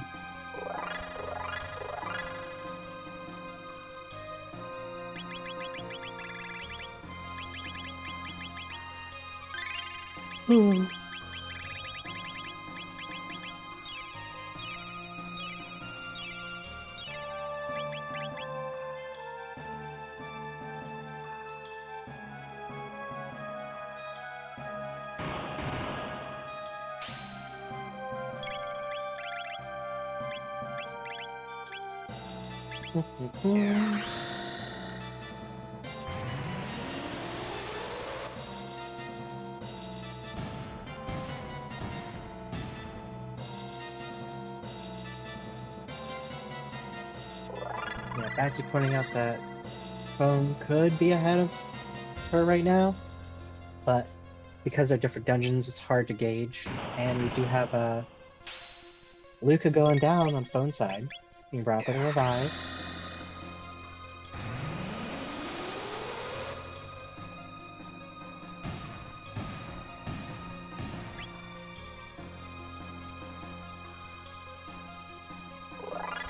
Oh, this fight is dropping magic tabs.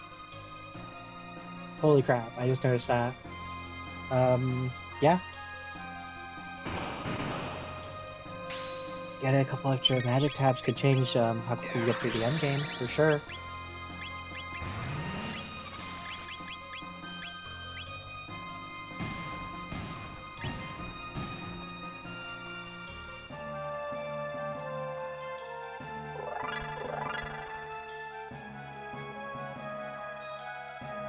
Yeah, Lava Spawn is pretty tricky here for Phone with the team they have.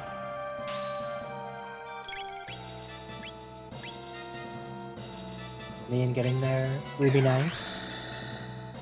Still aching for a go mode while everyone else is off to the races. What did they not do? I think Mian went Son of Sun, that was useless. Yeah, because that was Sunstone.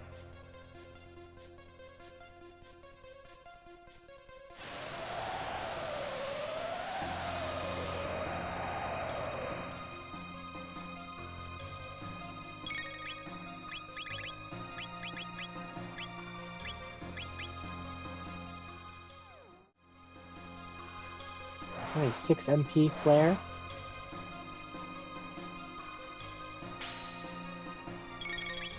And it's strong enough to clear. That's what counts.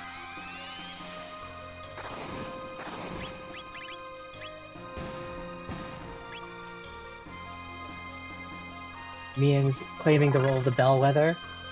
That's where a normal player would be, but I think all these runners are doing amazing. There's been just speed, you know? They keep running.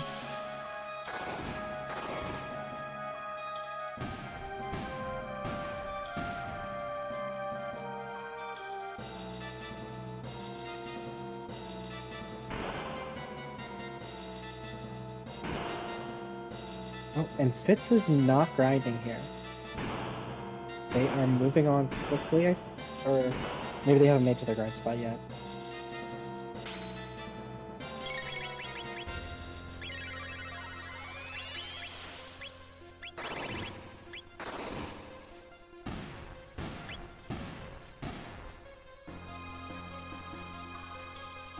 Yeah, Betsy pointing out that Black Tyranno setback was the big difference maker.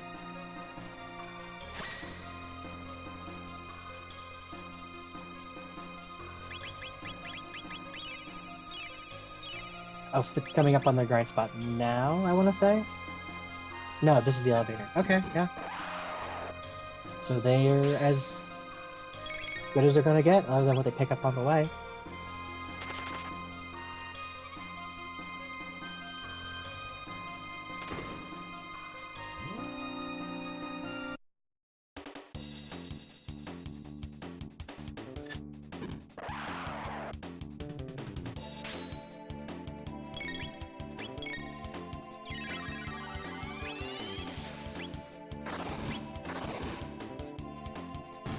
Hopefully, Fitz has some AoE non-elemental damage. I didn't lower the health with the frog squash method.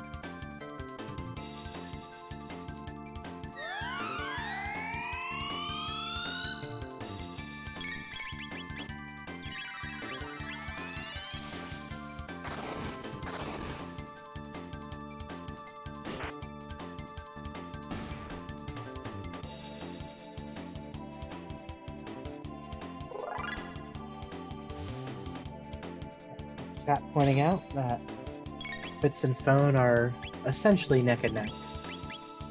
They're at equivalent spots in their go mode.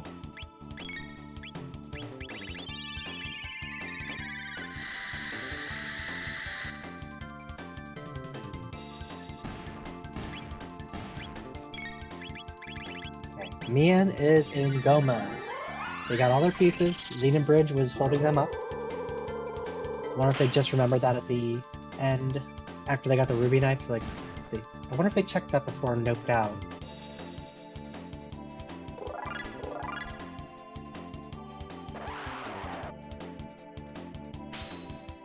Okay. Phone pointing out there's 2 more bosses for Phone and 1 more twin boss for Fitz. The twin boss spot is interesting because it can be any boss double.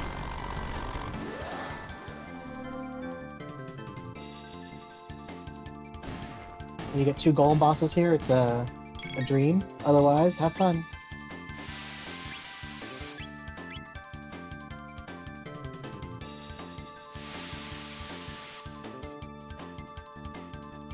Okay, Batsy is moving on. They're done grinding. Lord knows how many magic tabs she got from that. But I have a feeling if it comes down to damage done, Batsy is going to be secure with all that extra levels and tech points and everything.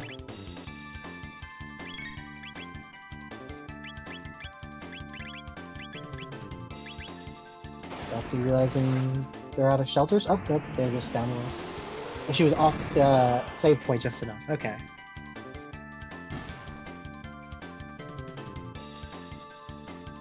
Pumping magic tabs into Robo. Interesting.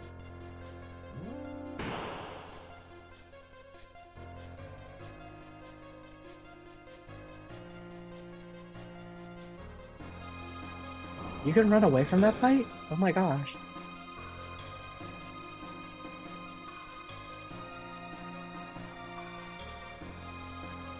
It's gonna hopefully show off a cool skip here. Or not. Nope, didn't get it. And Mian is going to rando there. Yep. Everything makes sense.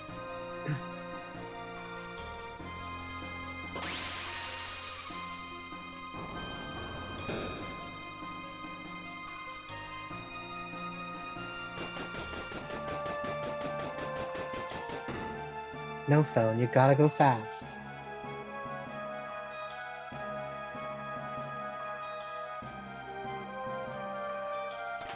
We have an Atropos on Phone's side, which goes... When can you miss it? Oh, we have a Dark Matter learned on Magus. But until we see how much it costs, we'll determine if it's even worth it. Silver Rock Plus and an Elixir in these last couple checks.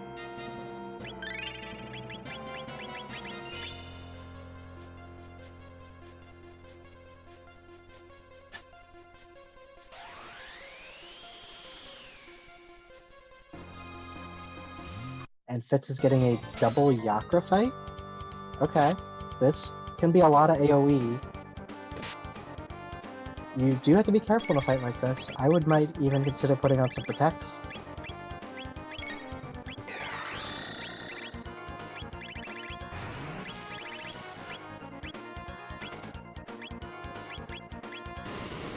I'm getting another Lavo spawn. I think he's sick of it with this party.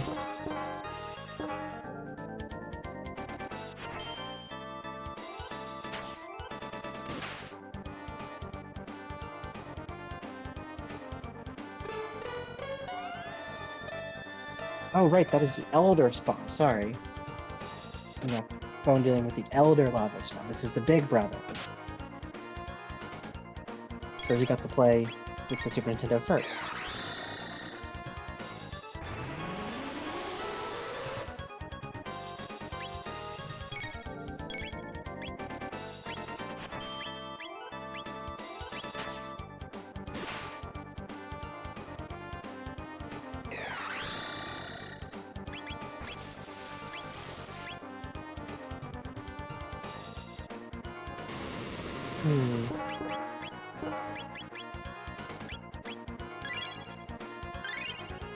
Uh-oh, did Bone just attack the shell? That's gonna hurt. Yep, that's gonna hurt.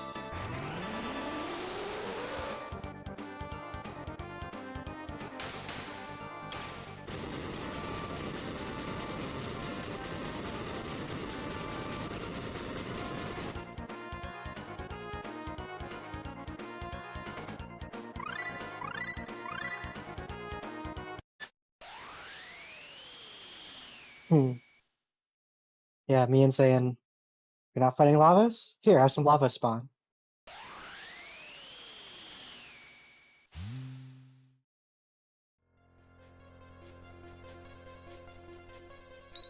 Batsy's done with her elevator.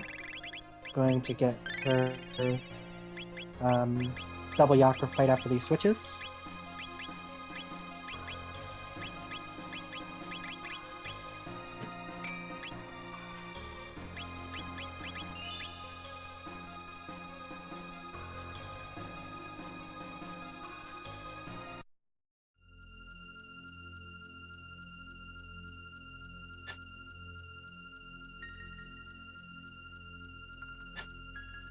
Mian doing their Dalton Plus fight in Tyranno there. While Fitz is going on to... He's close to the end now, isn't he? Yep.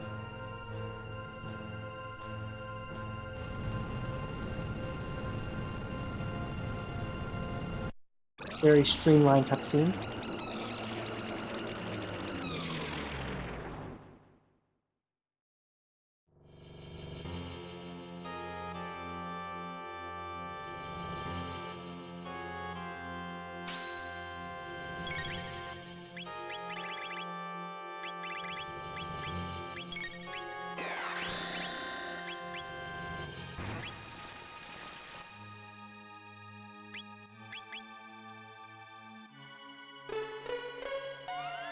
That's gonna cut their way through Lavos.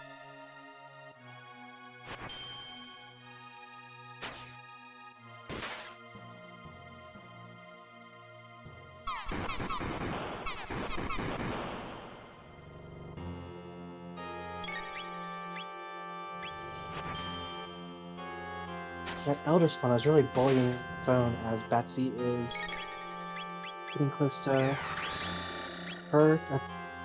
So we're gonna do her double Yakras.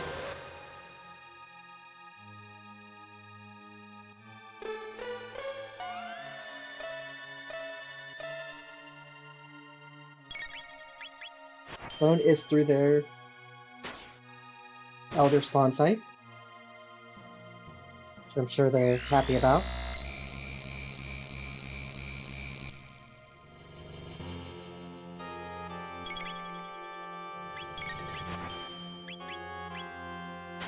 Yep, Batsy doing her twin Yakras.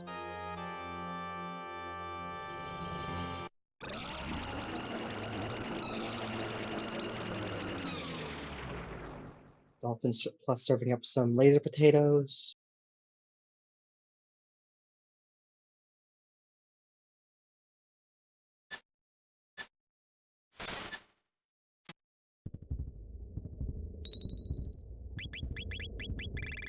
And Fitz is through Lavos 1. The shell is open. There's some lovely real estate inside. A little green, but, you know, it's kind of nice.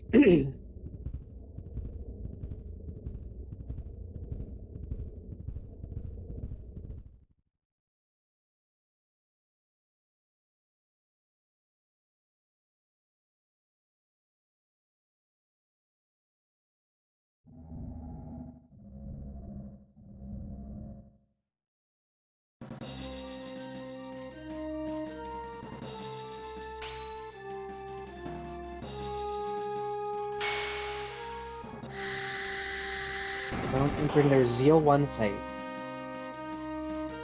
This ought to be interesting.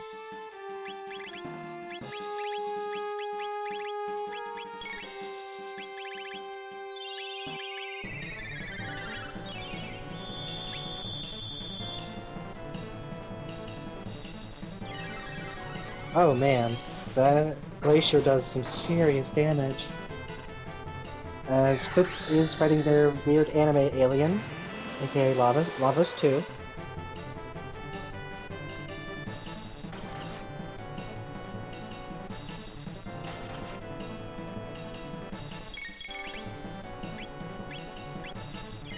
Doing their man-machine fight. When the screen fades to black after this, you have a small window to get to the menu. So hopefully they hit that. I don't know if they put the flag in and they've got a bigger window. But probably not, because these are experienced runners and they need a challenge.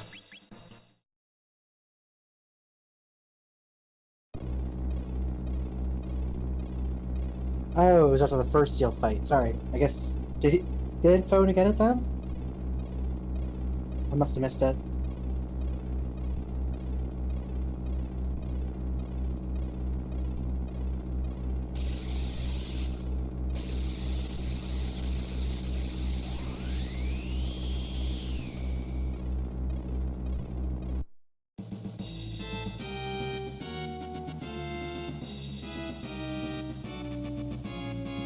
Alright, Phone is in their final fight, the Zeal 2 fight.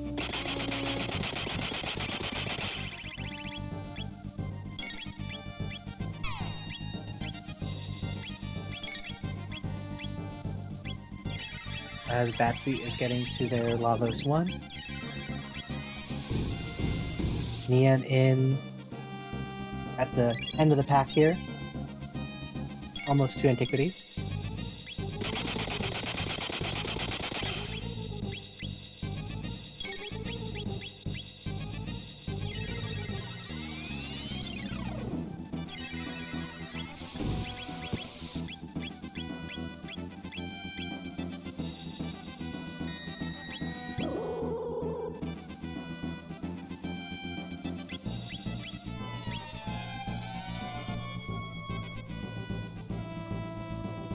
And Fitz into the Lavos 3 fight. Okay, this is a close race.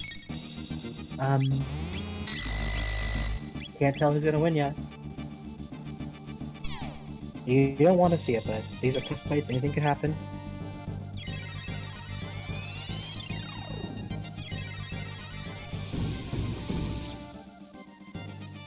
I believe Phone is waiting for MP Buster. Oh, no, that's it! Phone is the winner of today's race. Or I should say, last week's race. Whatever this actually happened. Wow, what a ride. We'll have Fitz coming up probably at the 150... I'm gonna say 158? No, 157. With Batsy a little bit behind that. But yeah, congrats, Phone. Take a bow. I see you're in chat.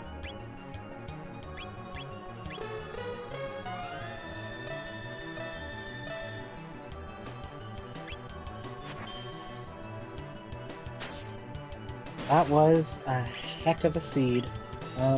Really random around. Phasing that go mode, and it was competitive enough that every go mode was sort of viable depending on what checks they did. Mian being punished for not getting the right order, so to speak. Not that there's a right order, it's just didn't play nice with him.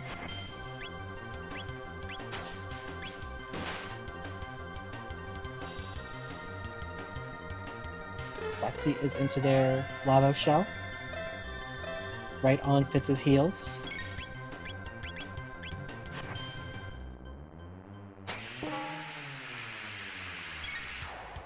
Yeah, Phone pointing out that Glacier was clutch, and it was doing 7,200 damage. Which is unheard of. Not unheard of, but that's a lot in Chrono Trigger. So the tech damage rando changed how they needed to plan their attacks.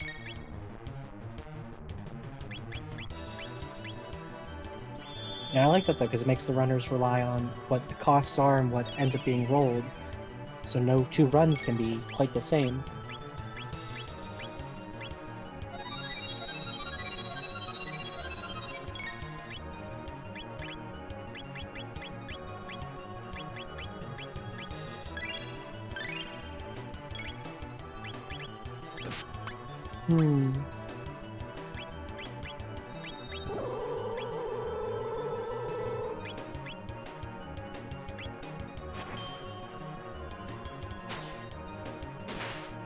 That's pointing out that Burrow Marl was in fact a great play. Marl has great magic stats. You double up on that. As you saw, that did insane damage. A lot of enemies, or rather, the final bosses are weak to ice. Not weak, like extra damage, but you know, any element is basically viable. So it's just a matter of playing into your strengths.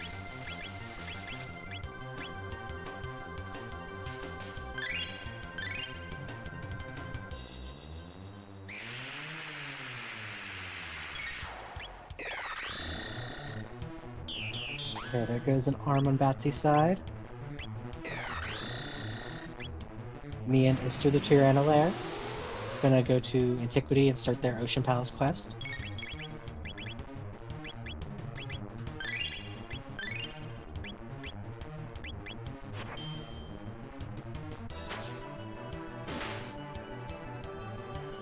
Batsy pointing out in chat, yes, the tech damage rando, we basically have a water flame in this run.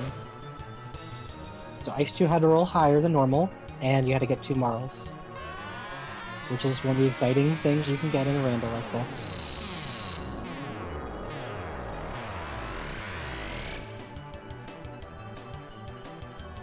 I want to see... So, I bet Fitz has to roll this one, but an Oops All Mega Seed, where every character is Megas.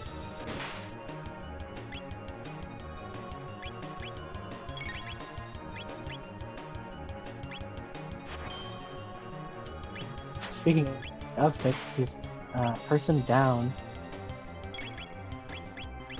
Their Magus Marl is, or Marl Magus is out of the count, but will it matter?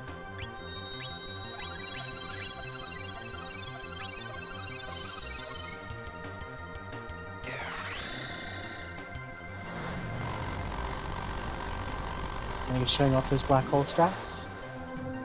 Target just the 2 right side sprites, and that... Oh, never mind. I thought that was it, but it was just the center one dying.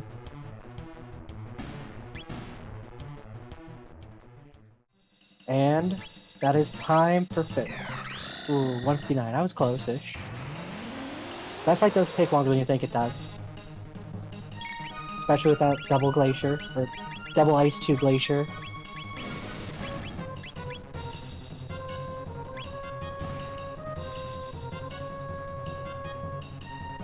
And we'll have Batsy a few minutes behind that, as they are still getting into their Lavos 3.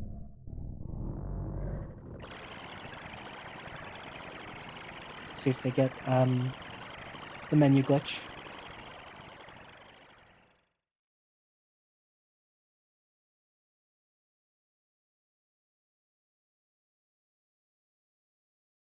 The suspense is killing me.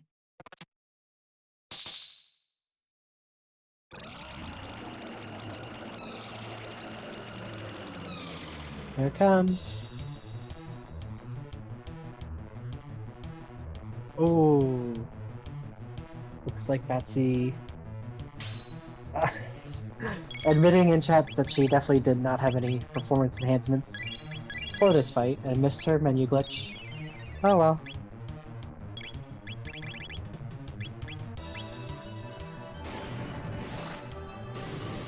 They, you know, doing fine with their help with MP, so it wasn't the end of the world.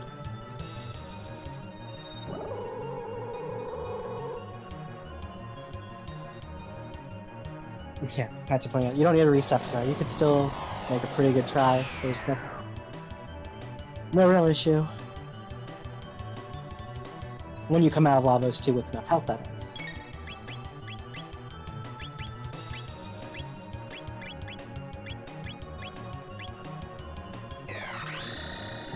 Mian over there shopping, doing some make some hard decisions before buying hopefully an amulet.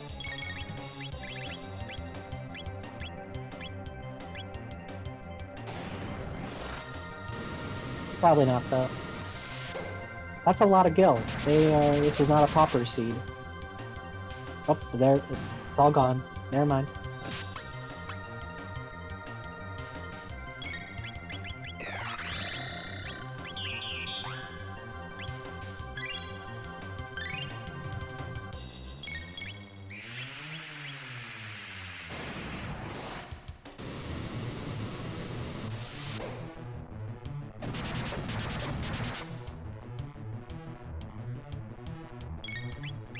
Batsy saying she would have moved Magus around to use the black hole strats.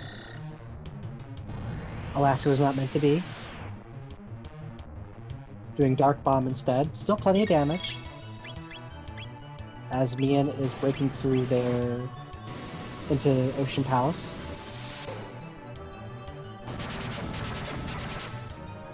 Still finishing faster than I could have, Mian, don't worry.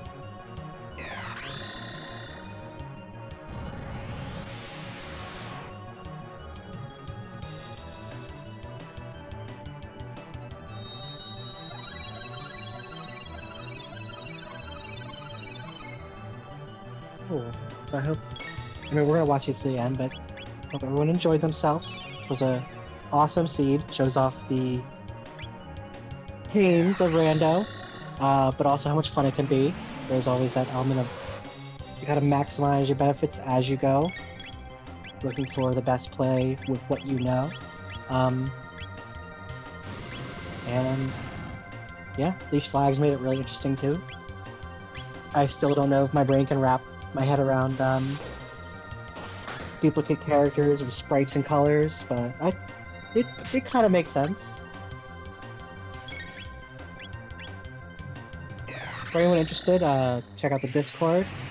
We have the Gato Cup signups, I believe, have started for the next round. That's for anyone willing to learn the game. You get a mentor and virtual pat on the head.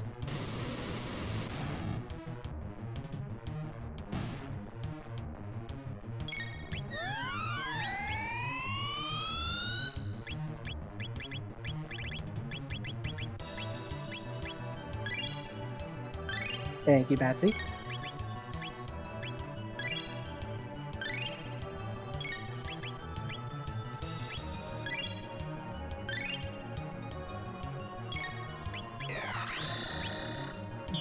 Batsy saying the line attack was a saving grace of their run.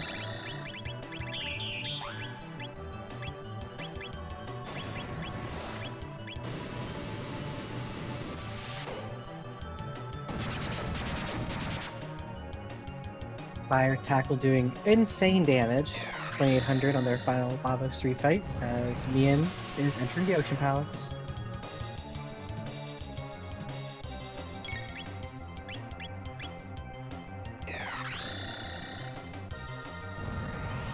That Black Omen definitely is probably the fastest go mode if you get the parts in time.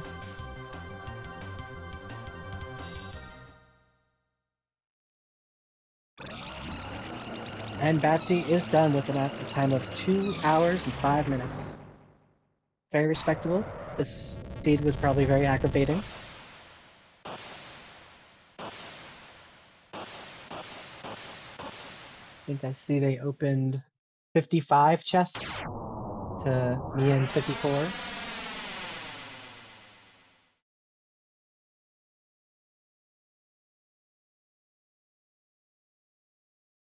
But yeah, I think we're gonna have Mian finish out.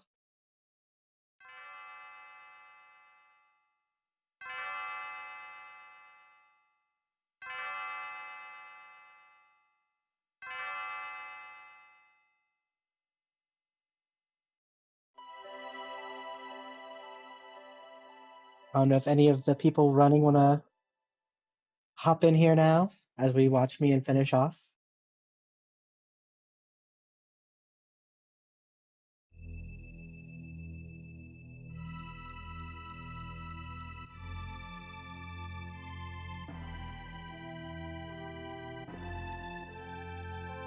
Definitely a very exciting run.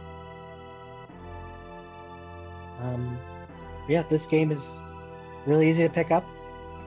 Highly recommend it. You can roll a seed and get running within minutes.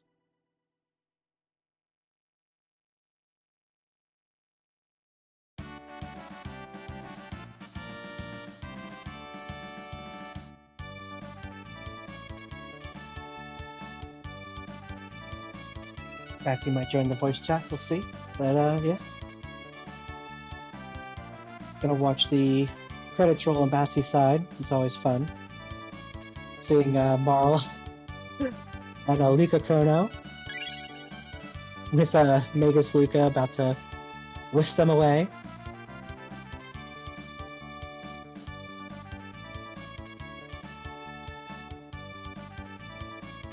What's Kuno doing there? Is he always there?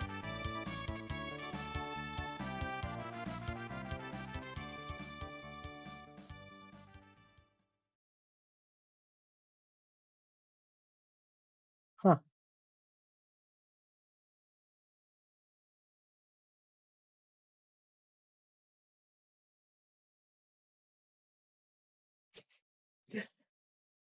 Luca Chrono's funny in these cutscenes. Too bad we have a vanilla Marl.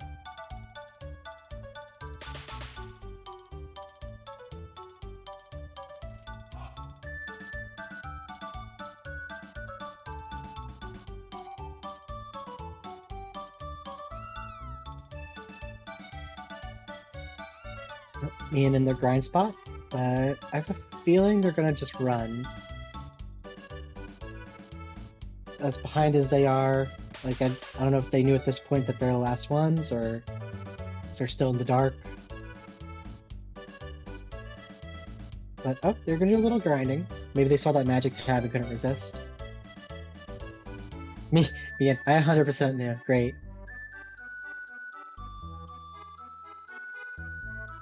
It was the magic tabs then, right? You're like, well, if I get these, I'll be safe.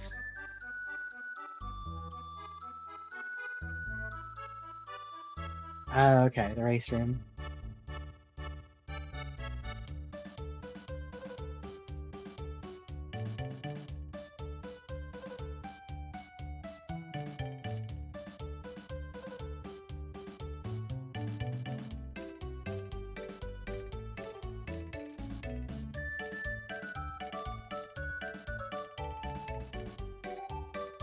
Yeah, just wonder, the other random bits of the randomizer got a negative gear.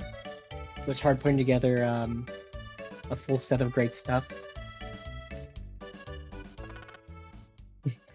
Mian saying needs his extra levels because they're feeling tired. They don't want to mess up on their final rush of the game.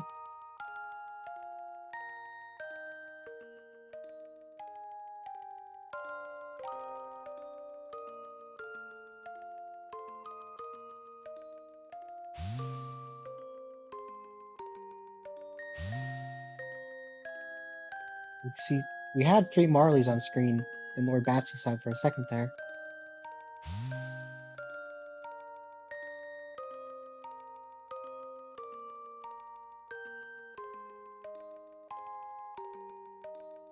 I think that was the king too.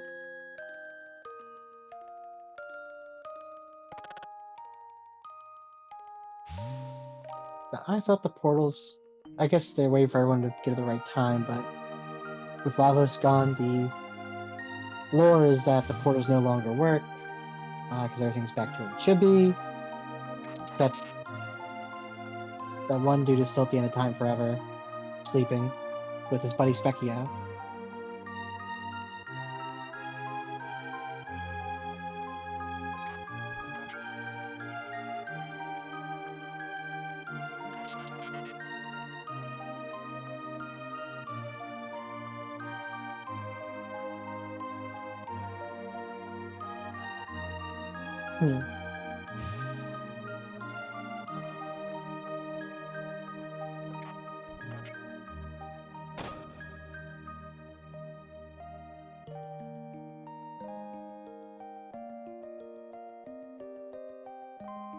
Yeah, Mian just being very safe with these fights. Hmm.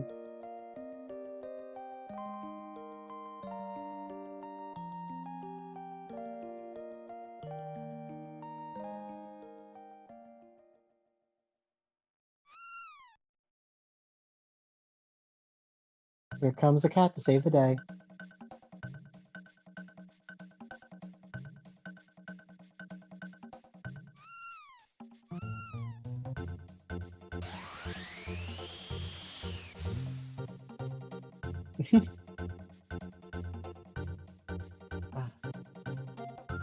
I forgot about these cutscenes.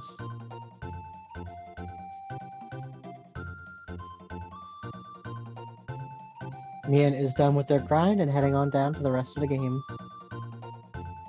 Probably looking at a 2:25-ish finish.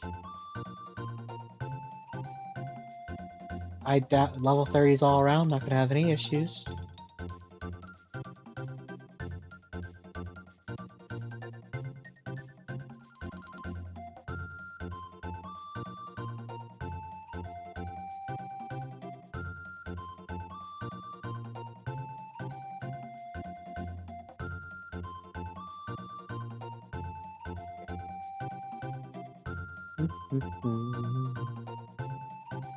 Okay, hello.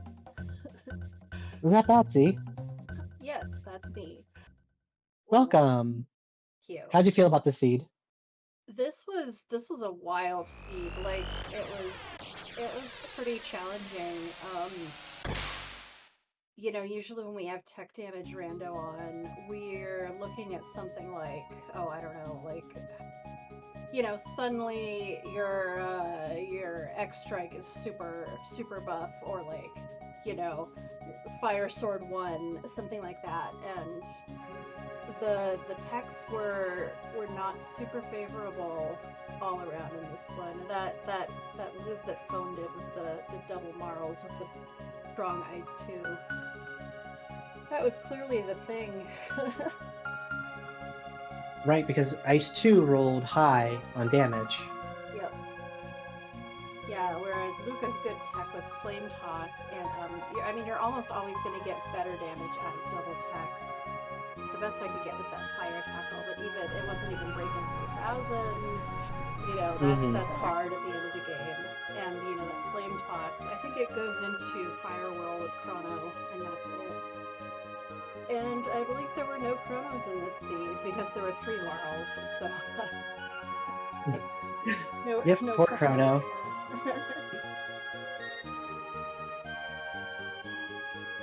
Wind Charm was not meant to be today. Nope. No Aries either.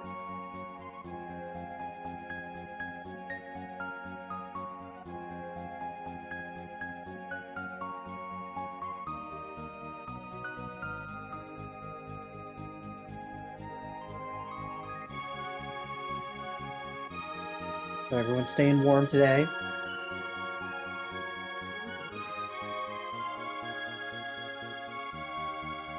Any other Jets events you want to announce? Gosh, what do we have coming up? I think coming up we have a tournament for the Legacy of Cyrus mode, and Legacy of Cyrus is a slightly different game mode. The good news is we won't be playing with any of this character rando, tech damage rando. Those are a bit advanced, I admit. That is the Frog and Magus mode. So you're gonna go through Magus's castle. You're also gonna do stuff you don't normally do, like Northern Ruins and Ozzy's Fort.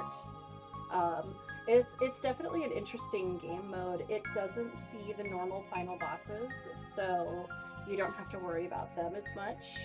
It's pretty accessible for beginners and veterans alike. So I would say if that interests you at all, definitely come join us. Yeah, because isn't the final boss Ozzy's Fort? It's the trio.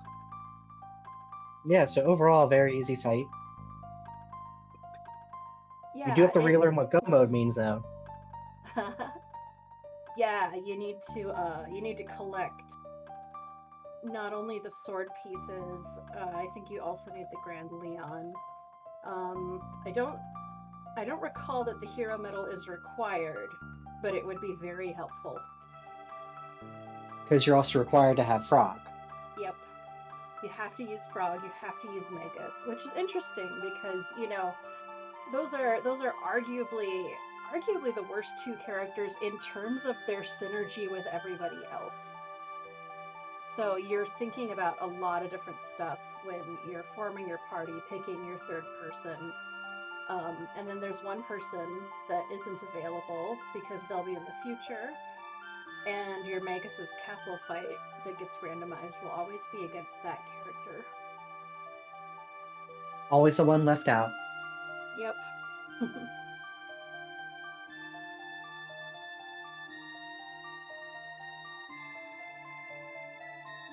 But yeah, we've got that coming up. We have Gato Cup signups are pretty much always open until we get enough people to start. So anyone wanting to learn as a beginner, you'll be using the beginner flag set, where you won't see a lot of issues like unpredictable tech damage and really bad gear and stuff like that. That was actually put together by OneFreeFitz, and we just finished our first one. I think you can still watch the video of our final race on this channel here. And that was really fun. So yeah, if you want to learn, you should definitely pop in. Now is a great time. Mm-hmm.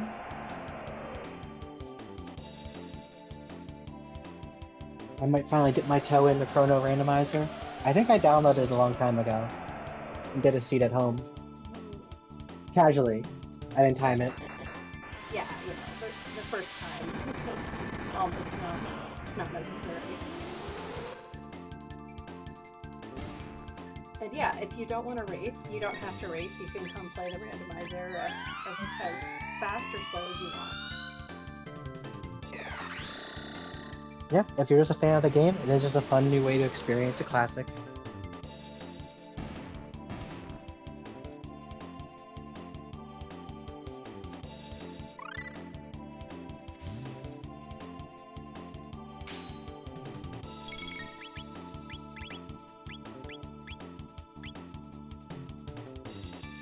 Ooh, Mian had to reset on the elevator. That's tough. Yeah, a little earlier. Nice having shock on the robo here, though. That's great for this fight in particular because of that white scout. The scouts are the bane of my existence. Yeah, they have decent magic defense. Or that or their HP, I'm not sure.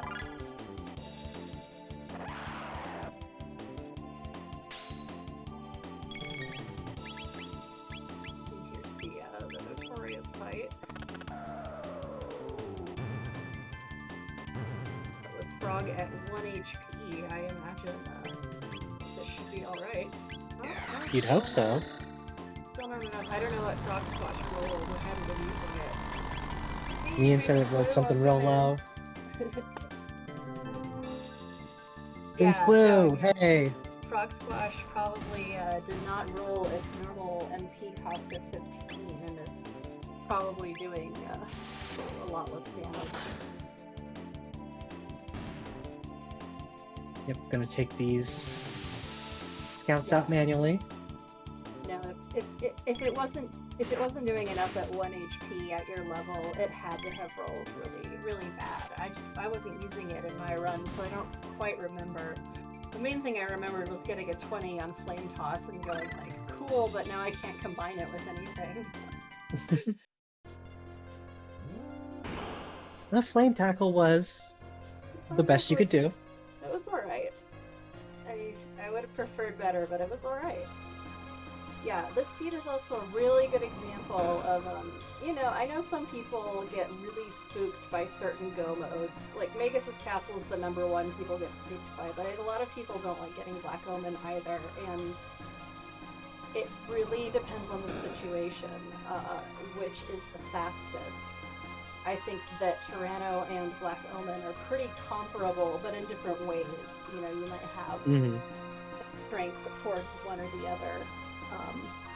That last-minute Glacier that Phone had really clinched it, especially in Black Omen, that being single target, high magic damage, single target, protects you from all of those awful Queen Zeal counterattacks.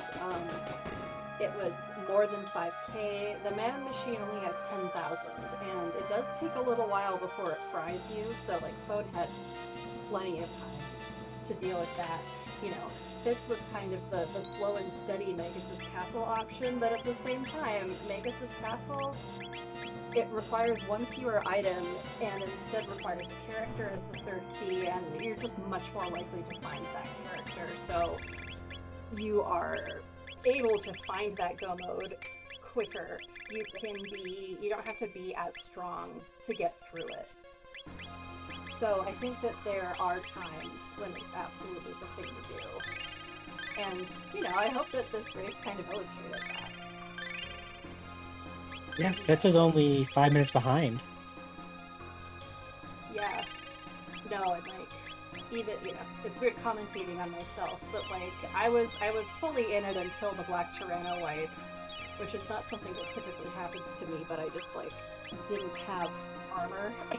Like, and you know, Yeah, this seat was stingy. Yeah, and with Black Tyranno, if you can't kill it before its attack goes off, which usually that's what I want to do, but if you can't do that, then you'd better be able to survive, and, you know, unfortunately for me, it rolled the non-elemental attack, because I actually did have elemental mails, but there was nothing I could equip to absorb that, so I just had to, you know, pop barriers and hope for the best, but yeah, they're all different. I really love how this rando is about kind of finessing a lot of the similar stuff to get yourself ahead. Yeah, you need a decent amount of game knowledge to do really well. Like what the bosses could be, what kind of random things can happen to them, like Black Tyranno's element can change.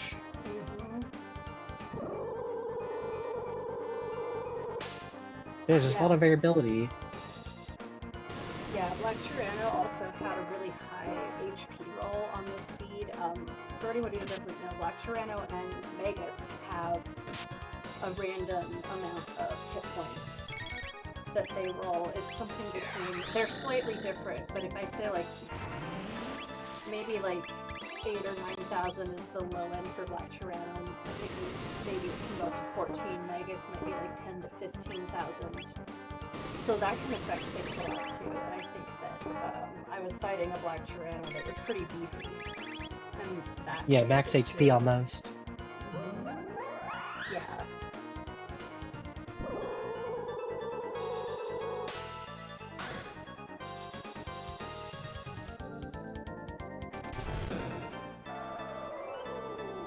So, you know, the moral of the story is don't be afraid of any go mode.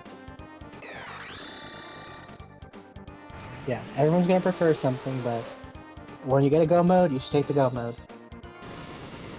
Almost certainly. I think that, you know, when it's a case of, like, don't take the go mode, I think that it's, like, first of all, I think it's when you get, Magus' Castle late, because if you get Tyranno or Omen, you probably should just go. Because Magus' Castle does take longer, but the thing is, it takes longer probably at the expense of you doing some longer checks. So if you've gotten Magus' Castle and you're pretty close to having cleared the seed out, and all you have left is like Sun Palace or Sunken Desert, things like that, then it might actually be a good move to go for it, try to find that other item to do a quicker go mode. But if what you've got left is like Genodome, something that is going to take up some time, especially because that conveyor belt at the beginning, then you should probably just go, or like, you know, if you've gotten it and you haven't cleared most of the seed, you don't necessarily have any way to know where those other go mode items are. Sometimes you can logic it out, so if you can, I say go for it, but a lot of the times you can't. And, you know, in that case, I think it's better to just play it safe and go too.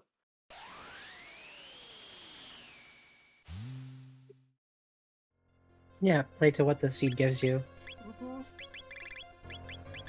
Well, if your first 3 checks are pendant, trigger, clone, like, just go grind somewhere and head for the end.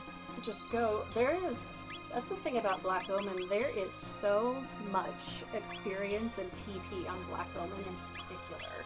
Definitely the highest out of all the routes. So even if you're going in kind of low level, you will have the resources to fix that. Most certainly, as long as you've got stuff to wipe the fights in there.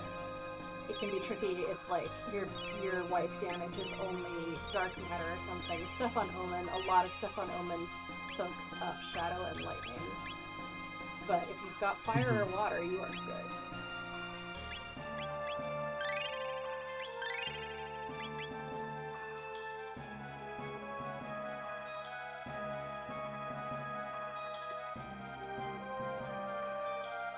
Yeah, Mian getting close to their end here. Just did their Yakra 2, or not Yakra 2, double Yakra,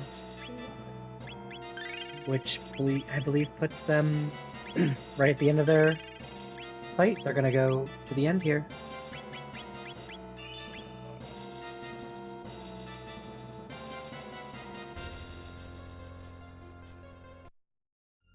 Suspiciously empty room.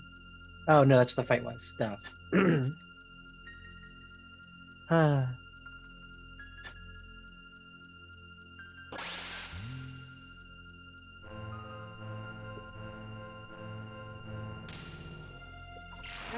Though it's hardly ever used, there actually is a menu glitch you can do right up here too, as the screen goes black off of the mana machine.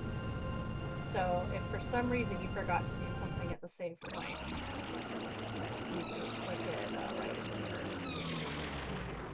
It's a pretty easy one to get. Some of them have, you know, several frame windows. It's just that Lavos 2, Lavos 3 one that's like 1 frame. Maybe a few more than one, but it's a very short. Yeah.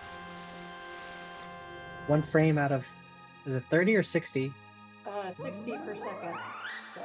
So yeah, that's tricky.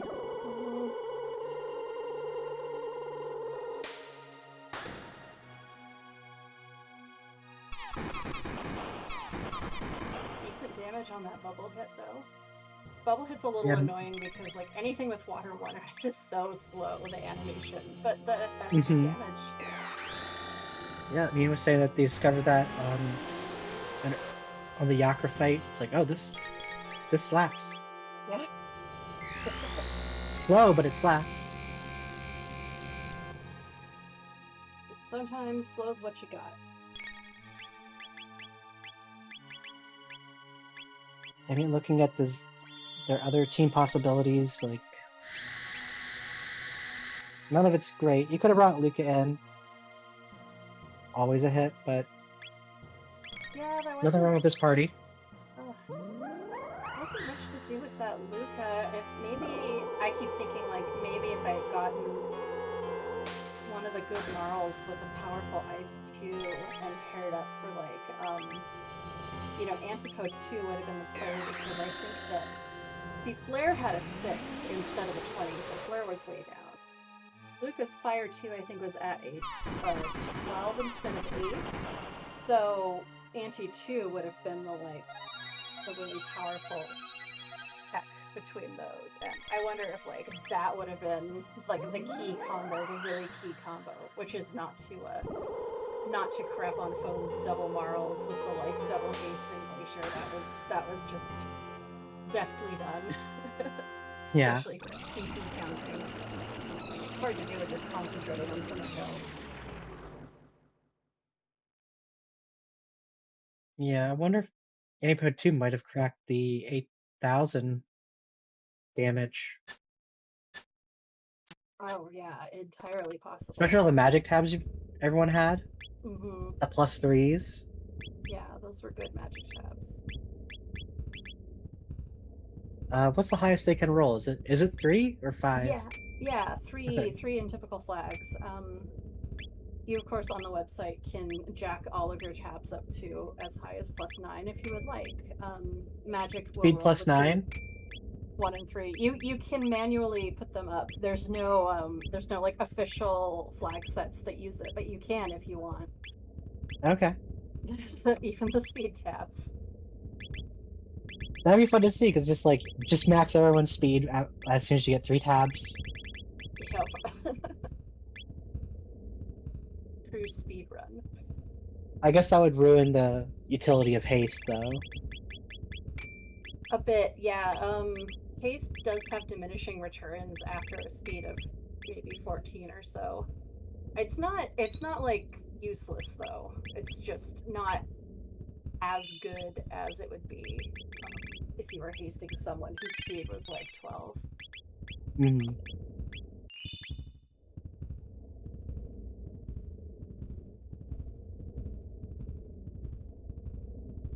Mian going into their Lavas 2 fight. Hopefully it's just smooth sailing to the end. Mm-hmm. I knocked on wood, just in case.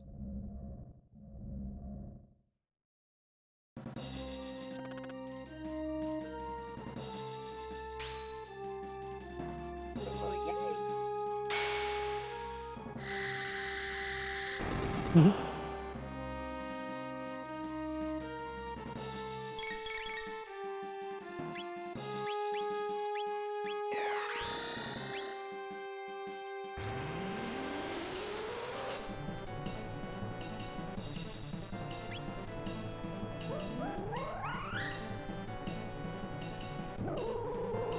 Worry about More not bubble healing hits. for the boomerangs. Yeah, let's see if this might be enough to kill this one. It was. Yeah. Call it the belly flop. Mega still goes down. But it could have been worse. Yep. Yeah, if you kill one of the arms fast enough, they will change their AI script. And you won't do the boomerangs right away. But you do have to be careful because if you input your turn, it's like, in a sense, the enemies also have to select their moves and input them, and then they go into the queue. And if it's already done that, you're still gonna get hit with the blades. So it was just a frame too late. Maybe not exactly a frame, but you know what I mean. Yeah, but at least there was only one, and that's helpful. And doing this healing now is a real good call. The stock could be unfortunate, but luckily a heal will take it off if it does work. And because once you do lose the arms into their other AI script, which was done, you know, the right arm got the one blade off, but after that it changed. It won't do blades again for a little bit, and you know that once you get rid of the arms, Lavos is going to go straight into the script. So you can use that to your advantage to time your defensive stuff. It's definitely good to learn, especially with the final bosses, you know, when they're gonna give you a little bit of a break. Yeah, you gotta take advantage of every opening.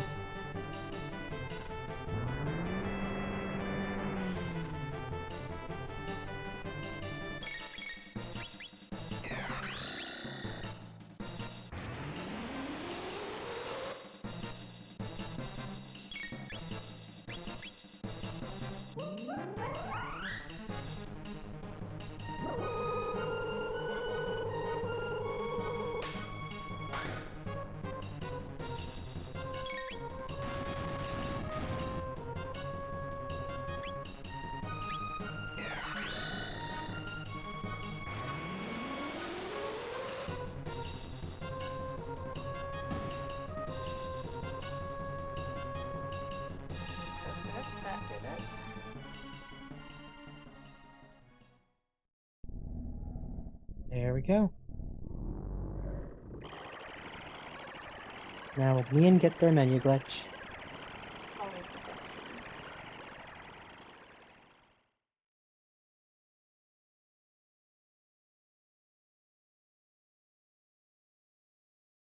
Yes, and anyone curious about the menu glitch, it's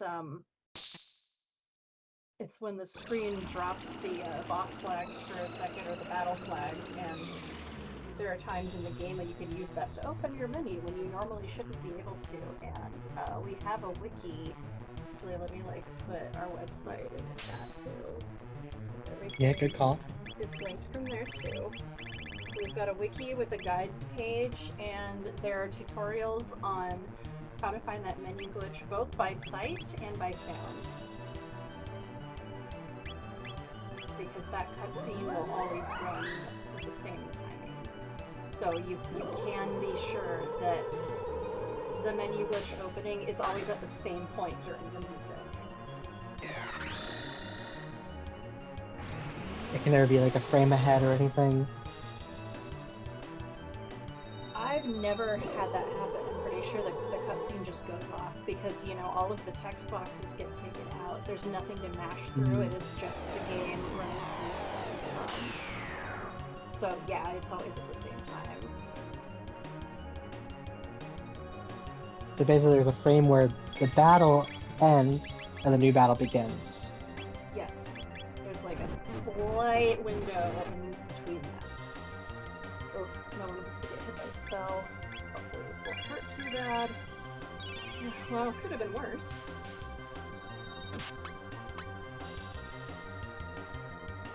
Looks like me and the Mega Elixir to mitigate damage. Absolutely not a bad call. Especially, this is the rando. There's no real new game plus. I mean, you can if you want. But in general, this is a one-time race. You can't take it with you, so just use all your good stuff.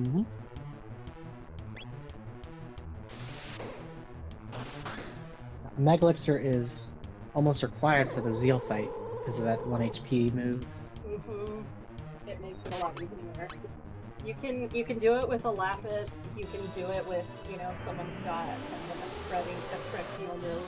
But the Mega Elixir is much easier.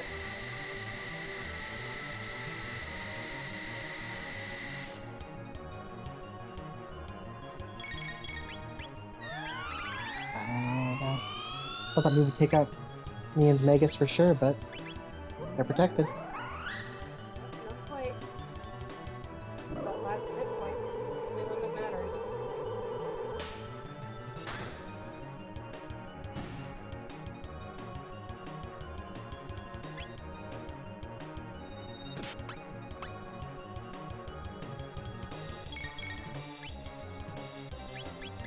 Well, there goes the last hit point.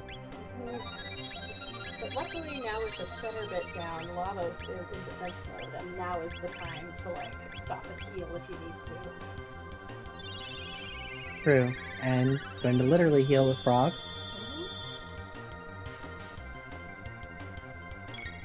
I did a lot. Wow. Yep. Frog's been eating magic cats. You know, I hear they're lime flavored. Tasty. Specifically lime jello flavored, I think. Tasty and That just seems magical to me. yeah, I'm with you.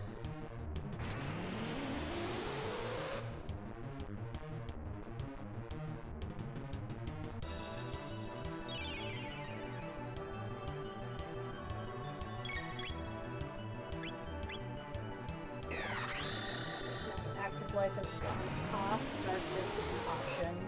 Since that left bit will counterattack if you hit it while the center bit's gone, but if the center bit's there, it won't do anything.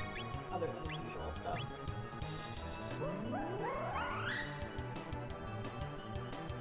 So Magus can do much damage while Bubble Snap takes care of the rest.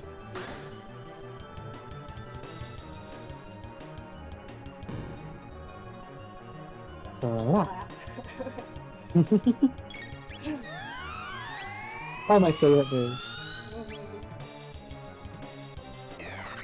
Lava slaps hard, but the slaps coming around after the active life isn't too bad because it means that the center bit didn't jump right back into the time warps. And all of that stuff is the stuff you really don't want to get hit by. Because that's when it's borrowing attacks from any boss in the series.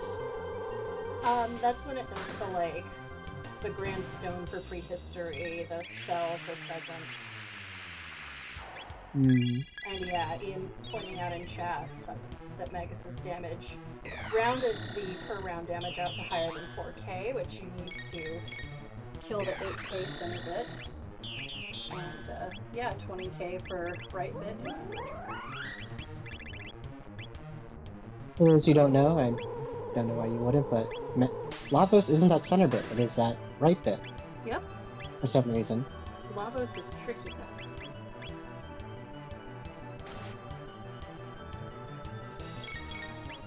And this whole game is about teaching you things that aren't going to be true later. Like, don't hit the screens on Mother Brain. But in this one, it's like the ancillary character is the boss, so...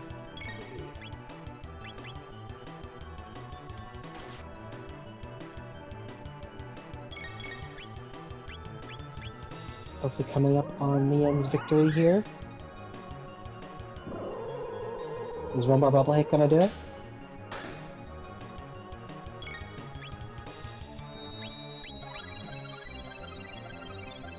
Not quite, but... Magus is gonna give it his all with this darkness.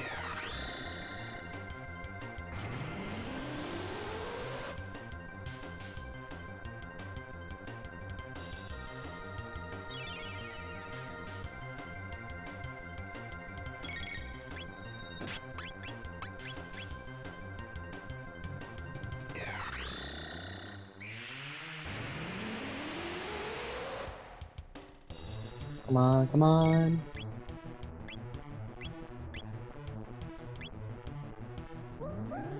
One of his is a tactical belly flop. Yep, sorry, Moose Lord. This was a restream, so you might have seen it originally, but they didn't have a commentator. I never saw it till today, and we've just been having fun. Might be worth checking out the VOD later with my colorful commentary. GG to Mian. Round of applause. Thank you, Moose Lord, for stopping in. 07s, that's right. Ooh, that was a fun run. Yeah, that was sure a seed. And let's see, I will plug our Discord once more.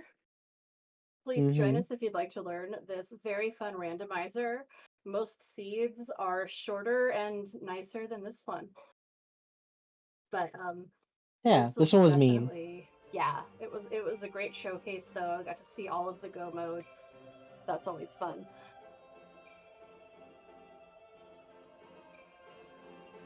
Yep. Alright, with Mian concluding there, I think we're going to wrap up.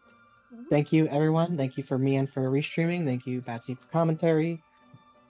Discussing everything. And thank you for the commentary, and thanks everyone who stopped by.